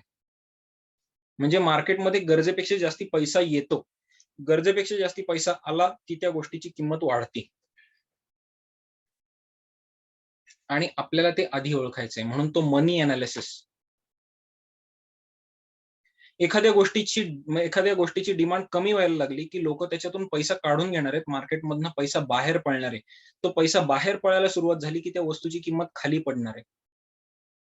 तो मनी अनालिसिस आपण शिकत असतो की पैसा मार्केटमध्ये गुंतवला जातोय का काढून घेतला जातोय. 7वा अनालिसिस मार्केटचा स्पीड अनालिसिस. स्पीड अनालिसिस मध्ये काय आहे विशेष? साधी गोष्ट आहे. तुम्हाला जर एखाद्या माणसाने सांगितलं की मी 10% रिटर्न देईन वर्षाला, एखादा माणूस म्हणला तुम्हाला मी 10% देईन 5 वर्षांना, तुम्ही कोणाकडे जाणार? जो माणूस वर्षभरात 10% देतोय त्याच्याकडं का 5 वर्षात 10% देतोय त्याच्याकडं? एका वर्षात 5% देतो. एका वर्षात. का तर मला तो दुसरा माणूस जे देतोय त्याच्यापेक्षा कितीतरी कमी वेळात मला इकडे रिटर्न्स मिळतात. मग मला तो स्पीड अनालिसिस महत्वाचा आहे. किती कमी वेळात मार्केट मला स्पीड रिटर्न्स देईल. मार्केटचा स्पीड काय, किती जोरात वर जाईल, किती जोरात खाली जाईल, हा स्पीड अनालिसिस. 8वा अनालिसिस मॅनिप्युलेशन अनालिसिस. मोठे फंड मॅनेजर्स, मोठे इन्व्हेस्टर्स मार्केटला मॅनिप्युलेट करतात. पण असंही नाहीये की मार्केटमध्ये सगळा सेट झालेला गेम आहे आणि ते लोक कायम प्रॉफिटच कमवतात आणि आपल्याला कधी प्रॉफिट होत नाही. ही एकदम टोटल उलटी नकारात्मक विचारसरणी. कसं होतं मी सांगतो तुम्हाला. आपण 10,000 15,000 गुंतवणारे जे असतो ना, ते लाख रुपये गुंतवणाऱ्याला घाबरतो. लाख रुपयेवाला कोटीवाल्याला घाबरतो. 1 कोटी रुपये गुंतवणारा 1000 कोटीवाल्याला घाबरतो. 1000 कोटी रुपये गुंतवणारा कदाचित 10,000 कोटी गुंतवणाऱ्याला घाबरतो. 10,000 कोटी रुपये गुंतवणारा कोणाला घाबरत असेल?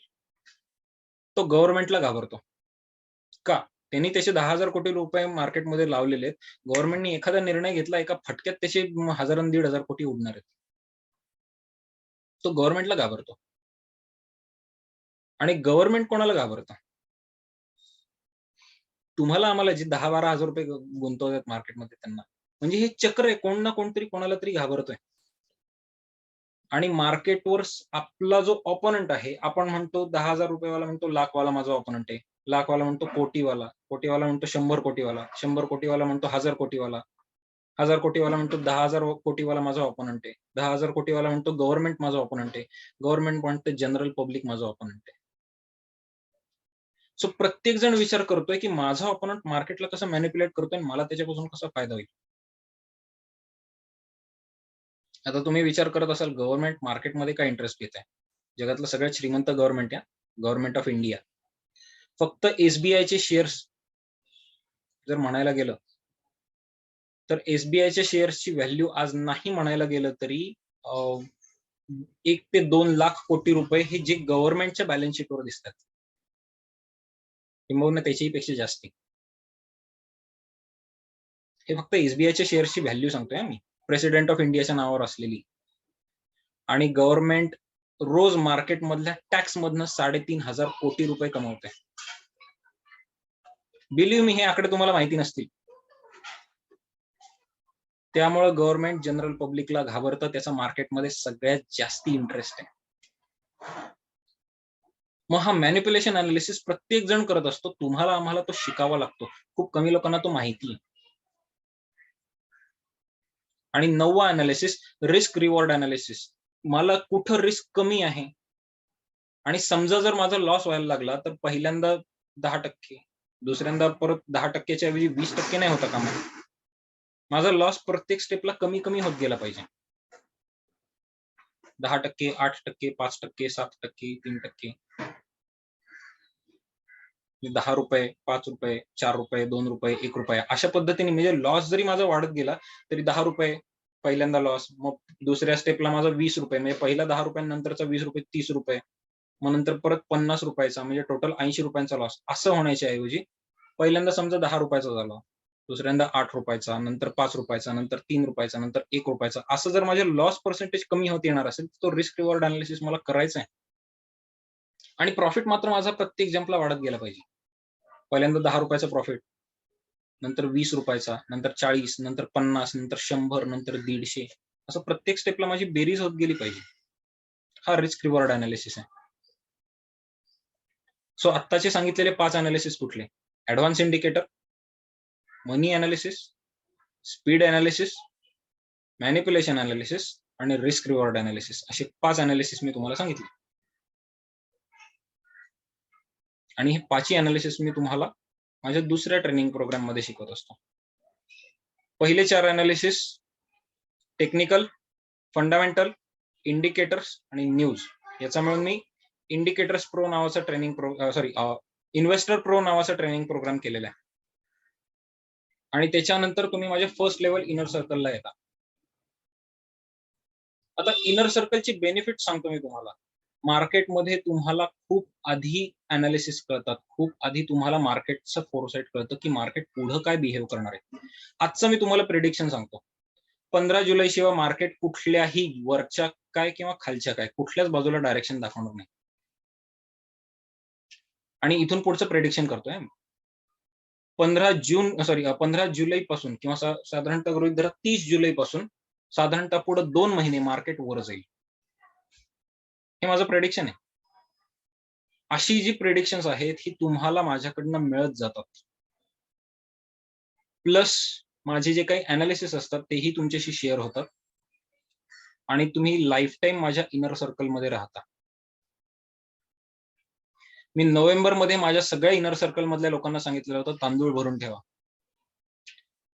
फेब्रुवारी मार्च मध्ये श्रीलंकन क्रायसिस झाला. इंडियन गव्हर्नमेंटनी मार्केटमधून तांदूळ उचलायला सुरुवात केला. जो मी ₹38 घेतलेला होता तो आता मार्केटमध्ये 44 ते 55 या वेगवेगळ्या रेंजमध्ये चाललेला आहे तांदूळ. बघा तुम्ही या वर्षभरातली तांदूळाची हिस्ट्री काढून बघा. गहू मी 1 एप्रिलच्या आसपास सांगितलेलं होतं की गहू भरून ठेवा. आणि आता गव्हाचे भाव बघा काय चालले. मी साधारणतः 38 ते 40च्या दरम्यान गहू भरून ठेवला होता. आता तो 45 ते 47च्या दरम्यान चाललेला आहे. अन्नधान्य मी पुढच्या वर्षभरातलं प्रेडिक्शन करतोय. ह्या दिवाळीच्या आसपास भयंकर महागाई भडकणार आहे. तुम्ही कल्पना करू शकत नाही अशी महागाई. त्यामुळे कुठल्याही परिस्थितीत अगदी डाळी, धान्य, तांदूळ, गूळ, साखर आणि सगळ्यात महत्वाचं औषधं भरून ठेवा. आणि हे फक्त याच वर्षी करायचं अशातला भाग नाही. मी प्रत्येक वर्षीचं नाही सांगत. प्रत्येक वर्षी काही गरज नसते. काही काही वेळेस असं होतं अन्नधान्याचे भाव नंतर कमी होतात. पण हे वर्ष आणि पुढचं वर्ष हे दोन्ही वर्ष तुम्हाला हे करायचं. 2024 नंतर गोष्टी वेगळ्या असतील, पण 2022 आणि 2023 ही 2 वर्ष तुम्हाला अन्नधान्य भरून ठेवायची. ही माझी प्रेडिक्शन्स आहेत.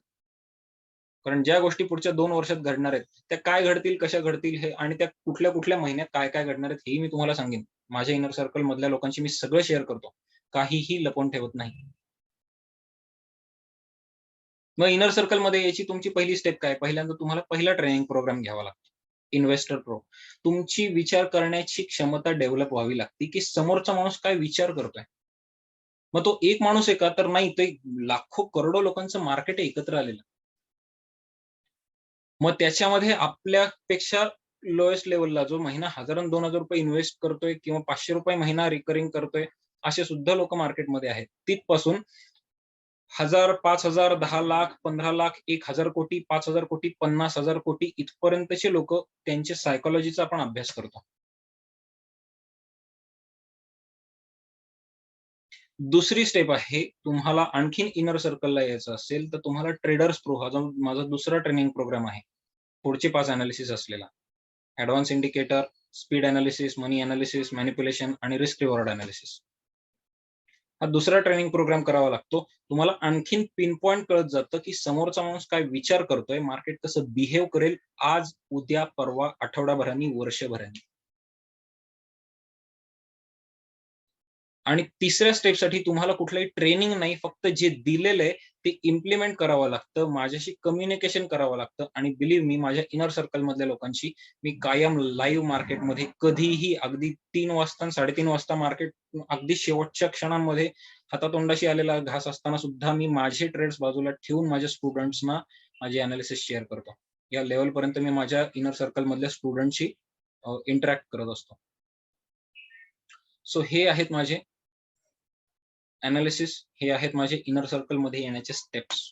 आणि त्याचे फायदे जे आहेत, तुम्हाला मार्केट क्रॅश व्हायच्या आधी कळतं. मार्केट क्रॅश होणार आहे, तुमचे पोर्टफोलिओ व्यवस्थित सेफ राहतात. पोर्टफोलिओ म्हणजे फक्त तुमचा मार्केट मधलाच पोर्टफोलिओ नाही.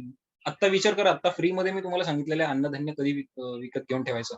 मार्केटने मला पुढच्या 1.5-2 वर्षांच्या इन्साइट दिलेले आहेत. मार्केटमध्ये काय घडणार आहे, कमोडिटी मार्केटमध्ये गहू, डाळी, तांदूळ, धान्य यांच्या भावांचं काय होणार.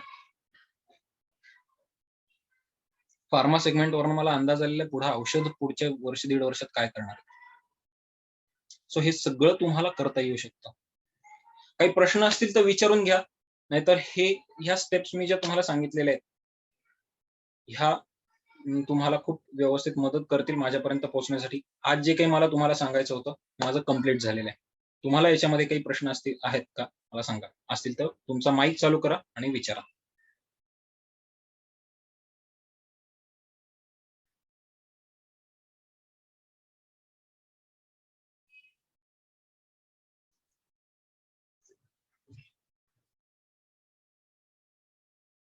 कोणाला काही प्रश्न नाही आहेत?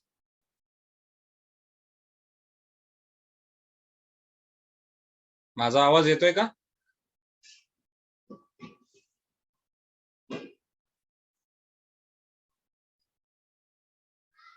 माझा आवाज कट झालाय का? माझा आवाज येत नाहीये तुम्हाला?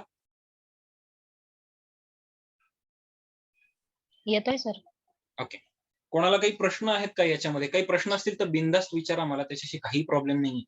तुम्ही जेवढे जास्ती प्रश्न विचाराल ना तेवढे तुम्ही मार्केटमध्ये प्रगती कराल. आणि मी तुम्हाला दाखवलं माझ्या स्टुडंटनी काय मिळवलेलं आहे.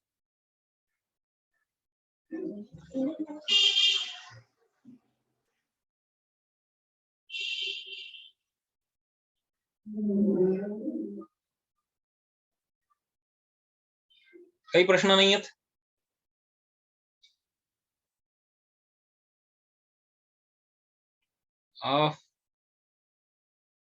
ओके. विनय सरांचा प्रश्न आहे नो साऊंड. आणखीन कोणाला माझा आवाज पोहोचत नाहीये का? माझा आवाजच आला नाही का? मी एवढा वेळ काय बोललो त्याचा? मला तुमचा रिस्पॉन्स येऊ दे, कारण कसं आहे तुम्ही इथनं प्रश्न घेऊन तसेच परत गेलेले योग्य नाही ठरणार. ओके. कुलकर्णी मॅडम एकट्याच आहेत, त्यांना आवाज आलेला आहे. बाकी आणखीन कोणाला आवाज येतोय? आणखीन एका मॅडमनी सांगितलं आवाज येतोय. दोघींनाच आवाज आलेला आहे फक्त माझा? येतोय. कामठे मॅडमनी सांगितलेला आवाज येतोय. ओके. निकम मॅडम येतोय आवाज.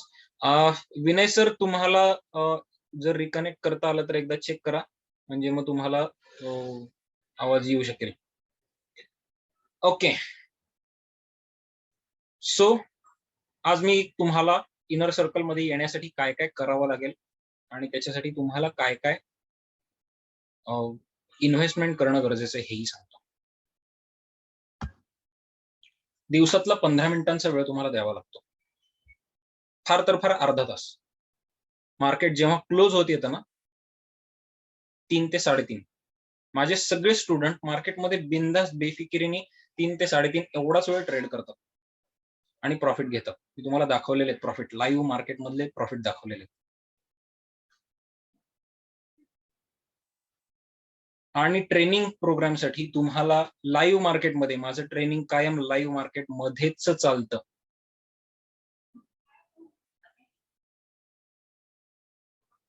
त्यामुळं मी लाईव्ह मार्केटमध्ये ट्रेनिंग का घेतो याच्या मागचं कारण मी तुम्हाला सांगतो. मी मार्केट चालू नसताना, मार्केट शांतपणे झोपलेलं असताना मी जर तुम्हाला समोर चार्ट दाखवले, मार्केटच्या मुवमेंट तुम्हाला कळल्या नाहीत, तर मार्केटमध्ये ट्रेड करत असताना येणारं जे इमोशनल प्रेशर असतं ना, ते तुम्हाला कधीच कळत नाही. त्यामुळे माझं ट्रेनिंग पूर्णपणे लाईव्ह मार्केटमध्ये चालतं. सकाळी 10 ते 12 किंवा दुपारी 2 ते 4 आणि 2 ते 4 वेळातल्या वेळा अशासाठी स्पेशल आहेत, तिथं मी स्वतः ट्रेड करत असतो. सो माझ्या बरोबर बसून तुम्हाला ट्रेड बघता येतो. जो ट्रेड मी स्वतः घेतोय तो. ठीक आहे. सो इनर सर्कलमध्ये येण्याची पहिली स्टेप, तुम्हाला investor pro training programme complete करावा लागतो. तुम्हाला मार्केटच्या सायकॉलॉजीचा अंदाज घ्यावा लागतो. आणि त्याच्यामध्ये मी तुम्हाला जवळपास 15 वेगवेगळ्या इंडिकेटर्सचं ट्रेनिंग देतो. एक नाही, दोन नाही, 15. आज मार्केटमध्ये फार तर फार 2 ते 3 इंडिकेटरचं ट्रेनिंग देतात. 2 ते 3 चार्ट पॅटर्नचं ट्रेनिंग देतात. मी स्वतः जवळपास 12 वेगवेगळे पॅटर्न शिकवतो. जे तुम्हाला मार्केट फोरकास्ट करायला मदत करतात. इथून पुढे मार्केट काय करेल हे शोधायला मदत करतात. त्यातले 2 इंडिकेटर असे आहेत जे मी डे टू डे वापरतो, ज्याचं ट्रेनिंग मी तुम्हाला लाईव्ह मार्केटमध्ये देतो. आणि उरलेले 13 ते 14 इंडिकेटर्स असे आहेत, ज्याचे मी तुम्हाला व्हिडिओ प्रोव्हाइड करतो. असे इंडिकेटर्स जे तुम्हाला मार्केट बॉटमला आलेलं आहे, इथून मार्केट वर जाणार आहे, अशासारखे सुद्धा सिग्नल्स देतात. मी ज्या इंडिकेटर्सचं ट्रेनिंग देतो ते आज भारतात कोणीही देत नाही. उगाच घमेंडीने सांगत नाही, पण ही फॅक्ट आहे. आज इचिमोकू क्लाउड सिस्टीम शिकवणारा भारतात कोणी आहे का मला सांगा? ज्या माणसाने ही सिस्टीम डेव्हलप केली ना, त्यांनी ती 18 वर्ष घालवली डेव्हलप करण्यासाठी. ती मी तुम्हाला शिकवतो. त्याचा व्हिडिओ मी तुम्हाला प्रोव्हाइड करतो. मी स्वतः जे इंडिकेटर वापरतो ते सगळं मी तुम्हाला ट्रेनिंग देतो. सो आठवडाभराचं पहिलं तुमचं ट्रेनिंग चालतं इन्व्हेस्टर प्रोचं. त्याच्याबरोबर तुम्हाला 30 तासाचं व्हिडिओ मटेरियल मिळतं. तुम्ही एक स्टेप क्लोजर येता इनर सर्कलमध्ये, जे तुम्ही आता आउटर सर्कलमध्ये आहात. तुम्ही इनर सर्कलमध्ये येता. माझ्या सगळ्या स्टुडंटचे एकमेकांशी असलेले अनालिसिस तुमच्याशी शेअर होतात. हजारो लोकांचे ओपिनियन्स तुमच्या बरोबर, की माझे जे स्टुडंट्स आहेत आतापर्यंत, त्यांनी कशा पद्धतीने हजारो लोकांचा माइंडसेट जज केलेला आहे हे तुम्हाला कळतं. दुसरी स्टेप आहे, तुम्हाला ट्रेडर्स प्रो कंप्लीट करावा लागतो. त्याच्यामध्ये तुम्हाला परत आठवडाभराचं इंटेन्स ट्रेनिंग होतं. तुमचं लाईव्ह मार्केटमध्ये ट्रेनिंग होतं. त्याच्यामध्ये रोजचे ₹1000 कसे कमवायचे, इथपासून रोजचे ₹10,000 कसे कमवायचे, ह्याच्याही पलीकडचं ट्रेनिंग मी तुम्हाला देतो. माझ्या लेवलचे एक्सपर्ट मी तुम्हाला बनवतो.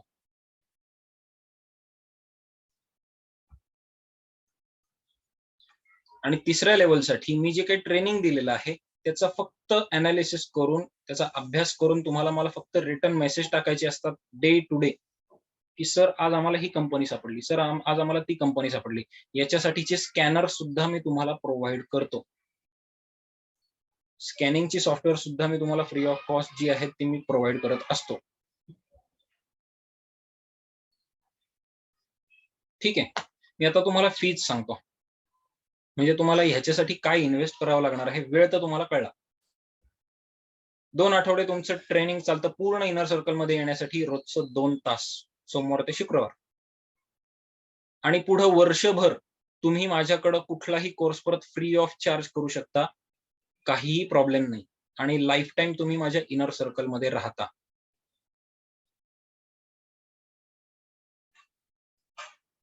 सो पहिला जो इन्व्हेस्टर प्रो आहे, त्याची फी आहे ₹16,000. फक्त ₹16,000. युट्यूबवर शिकवू शकलेले जाणारे कुठलेही फ्री मधले व्हिडिओज मी तुम्हाला क्लासमध्ये शिकवत नाही, कारण ते ऑलरेडी तुम्हाला फ्री मध्ये युट्यूबवर अवेलेबल आहेत. तुम्ही क्लासची फी का भरायची जर तुम्हाला फ्री मध्ये मिळतंय तर? त्यामुळे जे फ्री मधले इंडिकेटर शिकवले जातात ना युट्यूबवर, ते मी तुम्हाला शिकवतच नाही. मी तुम्हाला स्पेशालिटी इंडिकेटर शिकवतो, जे फार लोकांना माहिती नाहीयेत. म्हणजे माझे बेसिकचे इंडिकेटर सुद्धा असे स्पेशल आहेत जे फार लोकांना माहिती नाही. आणि ते सुद्धा 15 वेगवेगळे इंडिकेटर. तुम्हाला हवं ते मॉडेल तुम्ही मार्केटला अप्लाय करा आणि प्रॉफिट कमवा. आणि बेसिकचा इन्व्हेस्टर प्रोचा जो कोर्स आहे तो जरी तुम्ही कंप्लीट केला तर आठवडाभराचा, तरी दर महिन्याला तुम्ही दर आठवड्याला सांगतोय मी, दर आठवड्याला तुम्ही 5% तरी रिटर्न्स मिळवू शकता. आठवड्याला 5%. गृहीत धरा मी बोलतोय ते खोटं आहे. तुम्ही महिन्याला 5% जरी कमवले तरी वर्षाचे 60% होतात. सहज कमवता. बँक तुम्हाला जवळपास 5 ते 10 वर्षात सुद्धा हे देत नाही. बँकेचा आत्ताचा इंटरेस्ट रेट चाललेला आहे 5% कसा बसा वर्षाला, जो मी तुम्हाला महिन्याला करायला शिकवतोय. ऍक्च्युली आठवडाभरात सुद्धा होतो, पण आपण अगदी कन्झर्वेटिव्ह गृहीत धरूया, महिन्याला 5% झाले तरी सुद्धा खूप झाले. आणि पुढे तुम्ही ट्रेडर्स प्रोची फी आहे फक्त 34,000 रुपये. आज मार्केटमध्ये कोणीही हे इंडिकेटर्स किंवा हे अनालिसिस शिकवत नाही. मॅनिप्युलेट कसं केलं जातं मार्केटला हे ओळखायला शिकवत नाही. फ्युचर ऑन ऑप्शनची जे काही ट्रेनिंग प्रोग्राम बहुतेक ठिकाणी चालतात ते सुद्धा तुम्हाला युट्यूबवर फुकटात बघता येतील. माझ्या इथं मात्र तुम्हाला जे अनालिसिस इंटरनॅशनल लेवलला वापरले जातात कुठंही युट्यूबवर अवेलेबल नाहीयेत, असे तुम्हाला बघायला मिळतात. सो इन्व्हेस्टर प्रोची फी आहे 16,000 रुपये, ट्रेडर्स प्रोची फी आहे 34,000 रुपये, अशी दोन्ही मिळून फी आहे फक्त 50,000 रुपये. आणि आज मी डिस्काउंट डिक्लेअर करतोय 15% डिस्काउंट. तुम्हाला एकदम जर फी भरणं शक्य नसेल, एकाने विचारले एकदम फी भरायची का, तुम्हाला जर फी एकदम भरता येणं शक्य नसेल तर तुम्ही मला पर्सनली मेसेज करा किंवा पर्सनली कॉल करा. आपण step by step payment structure ठरवू शकतो, पण मला त्याच्यासाठी तुमची कमिटमेंट पाहिजे. कुठेही असं वाटून घेऊ नका की मी फोन कसा करू, एवढी फी आहे आणि तेवढी फी आहे आणि त्याच्यापेक्षा जाऊ दे. तुम्ही फीच भीती जर मनात ठेवून मागं फिरणार असाल आणि युट्यूबवरचे व्हिडिओ बघून ट्रेड करणार असाल ना, तुम्ही मार्केटमध्ये अक्षरशः मिनिमम 2 लाख रुपये घालवता. आजपर्यंत माझ्याकडे आलेला कुठलाही स्टुडंट 2 लाखाच्या खालच्या लॉसचा नाहीये. आणि मी एक्झॅजरेटेड क्लेम्स करत नाही. एका माणसाने मला फोन केलेला होता, माझ्या इथं चिंचवडमध्ये राहणार आहे, घर विकून 20 लाख रुपये मार्केटमध्ये लॉस केलेला आहे. 20 लाख रुपयांचा लॉस केलेला होता युट्यूबवरचे व्हिडिओ पाहून. मला तुम्हाला कुठेही घाबरून सोडायचं नाहीये. घाबरून तुम्हाला तुमच्याकडनं पैसे उकळून धंदा करणं माझं कामही नाही. मी मार्केटमधनं भरपूर कमवतोय आणि 50,000 रुपये फी माझी मला अशी मिळतीच आहे. दर महिन्याला कुठं ना कुठे 4 ते 5 स्टुडंट माझ्याकडे सहज असतात. ते स्टुडंट्स असतात ज्यांनी हिंमत केलेली असते की ओके तुमची फी आहे ना, भले मान्य, आम्हाला एकदम नाही देता येणार, आपण पेमेंट स्ट्रक्चर ठरवूया. डिस्काउंट देतो मी 15% डिस्काउंट देतोय. 7,500 रुपयांचा डिस्काउंट आहे जर तुम्ही दोन्ही कोर्सेस एकदम करणार असाल तर. 50,000चे कोर्सेस तुम्हाला 42,500 मध्ये करता येतील. 15% मी तुम्हाला घसघशीत डिस्काउंट देतो. आणि हे डिस्काउंट माझे दर महिन्याला कमी होत येतात. मार्च मध्ये माझा वाढदिवस असतो म्हणून मी 50% डिस्काउंट ठेवलेला होता. ज्या लोकांना त्या महिन्यात कळलेलं नाहीये त्या लोकांचं दुर्दैव. एप्रिल मध्ये बऱ्याच लोकांनी मला गळ घातली, सर आम्हाला आमच्यासाठी तो डिस्काउंट कॅरी फॉरवर्ड करा. नाही, एप्रिल महिन्यामध्ये माझा डिस्काउंट 50% नव्हता, तो होता 40%. मे महिन्यात मी तो डिस्काउंट ठेवलेला होता 25%. ह्या महिन्यासाठी मे आणि जून मध्ये 25% डिस्काउंट होता. ज्या लोकांनी फायदा घेतला त्या लोकांनी फायदा घेतला. आता इथून पुढे जुलै महिन्यासाठी माझा डिस्काउंट आहे 15%. जुलै महिन्यानंतर मात्र सॉरी आमच्या इथं मागं लहान मुलं खेळतात. जुलै महिन्यात मात्र माझा शेवटचा फायनल 15% डिस्काउंट असणार आहे. त्याच्यानंतर डिस्काउंट अवेलेबल राहणार नाहीयेत. आणि बिलीव्ह मी जर तुम्हाला सांगतोय आत्ता अन्नधान्य भरून ठेवायचं आणि दिवाळीत महागाई भडकणार आहे तर माझ्या क्लासचे रेट सुद्धा वाढणार आहेत. त्यामुळे तेव्हा तो 50,000 रुपयांचा सुद्धा कोर्स असेल हे मी प्रॉमिस करू शकत नाही. कारण शेवटी मला सुद्धा काहीतरी बाहेरनं खरेदी करावं लागतं. मला सुद्धा ती महागाई जाणवती. मला सुद्धा माझे अर्निंग सोर्सेस स्ट्रॉंग केले पाहिजेत.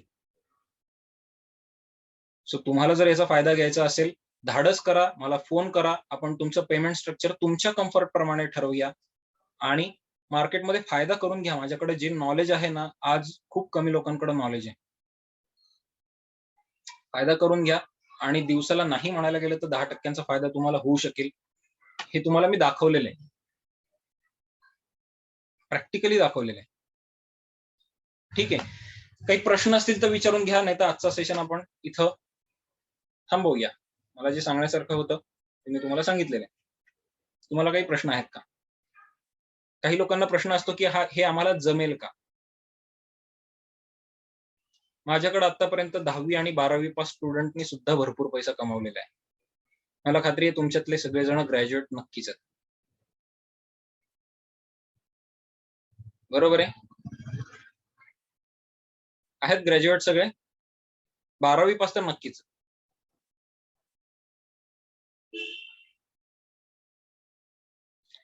कोर्स सुरू होत आहेत साधारणतः पुढच्या सोमवारपासून, म्हणजे 3 तारखेला, 3 जुलैचा सोमवार.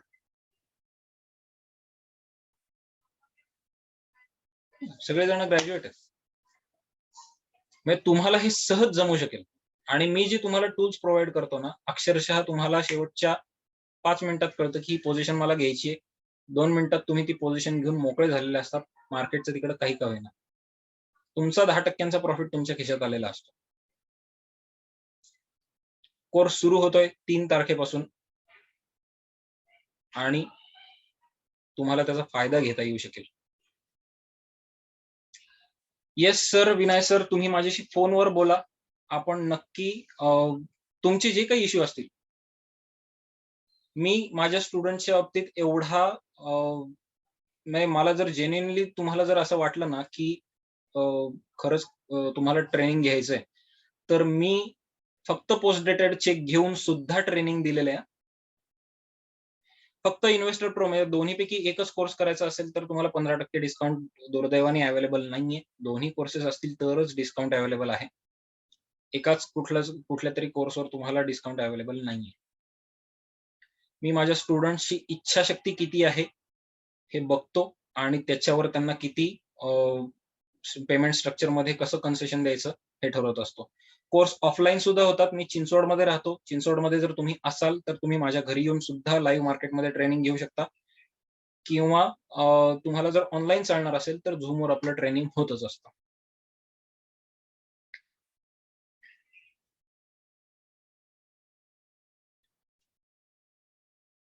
तुम्ही कुठे राहता कामठे मॅडम? चिंचवडमध्ये राहता का चिंचवडच्या बाहेर राहता? ओके, पुण्यात राहता. ओके. तुम्हाला जर इथे येऊन करणं कोर्स शक्य असेल तर तुम्हाला माझ्या समोर माझ्या पीसीच्या स्क्रीनवर लगेच तुम्हाला दिसतं. चिंचवडमध्ये जे राहणार आहेत ते कधीही माझ्या घरी येऊ शकतात. Most welcome. तुम्हाला ट्रेनिंग बरोबर जेवण सुद्धा मिळतं. माझी आई गेली 25 वर्ष कुकिंगचे क्लासेस घेते. तुम्हाला पंजाबी, गुजराती काय वाटेल ते मी जेवायला घालू शकेन आणि मला ते आवडेल. म्हणजे शेअर मार्केट बरोबर तुम्हाला मस्तपैकी खादाडी पण आपली खूप छानपैकी होऊ शकेल. तुम्हाला इच्छा असेल नक्की कॉन्टॅक्ट करा आणि कुठंही मनात भेडवाड ठेवू नका की सरांशी मी कसं बोलू. ठीक आहे? काही प्रश्न असतील तर विचारा, नाही तर आजचा सेशन आपला संपलेला आहे आणि मला आवडेल तुमच्यापैकी सगळ्यांनी प्रॉफिट कमावले तर. ठीक आहे? माणसाने मार्केटमध्ये लॉस केला की मला खूप दुःख होतं. स्पेशली केवळ मी सरांशी कसं बोलू हे धाडस न झाल्यामुळे जेव्हा लोक नुकसान करून घेतात आणि नंतर माझ्याकडे येतात तेव्हा मला रडायलाही येतं. मी त्या लोकांच्या समोर डोळ्यातलं पाणी लपवतो, पण अक्षरशः लोक लॉस करून घेतात तेव्हा मला नंतर मी डोक्याला हात लावतो. मला नंतर तास 2 तास काही सुचत नाही. सो प्रॉफिट कमवा, प्रॉफिट कमवा. ठीक आहे? चालेल, थांबवूया. काही प्रश्न असतील तर आता तुम्ही माझा नंबर तुमच्याकडे आहेच आहे. मला लगेच मेसेज करा. मी तुम्हाला आणखीन काही प्रूफ दाखवणार आहे. मार्केट क्रॅश होण्याचा जो सिग्नल होता हा मी 28 फेब्रुवारी 2020 ला टाकलेला होता. त्याचा स्क्रीनशॉट तुम्हाला पाहायचा आहे असा मला मेसेज करा. मी तो स्क्रीनशॉट तुम्हाला पाठवीन. 4 मार्च 2020 ला अन्नधान्य भरून ठेवा हा सुद्धा मेसेज मी माझ्या स्टुडंट्सना पाठवलेला होता. तुम्ही मला मेसेज करा, तो सुद्धा स्क्रीनशॉट मी तुम्हाला पाठवीन. आणि गुजरात गॅस लिमिटेड माझ्या मागच्या बॅचच्या स्टुडंटनी 11 रुपयांना गुजरात गॅसचा ऑप्शन घेतलेला होता आणि तोच आज 88 रुपयांपर्यंत जाऊन आलेला आहे. तो सुद्धा स्क्रीनशॉट मी तुम्हाला पाठवीन. मी विथ प्रूफ तुम्हाला सगळ्या गोष्टी दाखवणार आहे. मला फक्त मेसेज करा तुम्ही व्हॉट्सअपला, मी तुम्हाला हे सगळे प्रूफ पाठवणार आहे. ठीक आहे, भेटूया ट्रेनिंग सेशनला. 3 जुलै नंतर आपलं ट्रेनिंग सेशन सुरू होतंय. भेटूया नंतर. ठीक आहे, थँक्यू. इनिशियल इन्व्हेस्टमेंट तुमची जी आहे ती 5,000 रुपयांपासून सुद्धा तुम्हाला ऑप्शन मार्केट मधली सुद्धा इन्व्हेस्टमेंट चालू शकते. मी तुम्हाला त्या स्ट्रॅटेजी सुद्धा शिकवणार आहे. ठीक आहे, सो इनिशियल इन्व्हेस्टमेंट तुम्हाला मार्केटमध्ये 5,000 रुपयांपासून सुद्धा चालू शकते, ऑप्शन मार्केटमध्ये सुद्धा. ठीक आहे, सो जय जय मनी. पैसा कमवायचा आहे आपल्याला सगळ्यांना भरपूर. माईक चालू करा किंवा नका करू, पण जय जय मनी नक्की म्हणा. थँक्यू, सगळेजण आलात. मीटिंग मी थांबवतोय. ठीक आहे, जय जय मनी.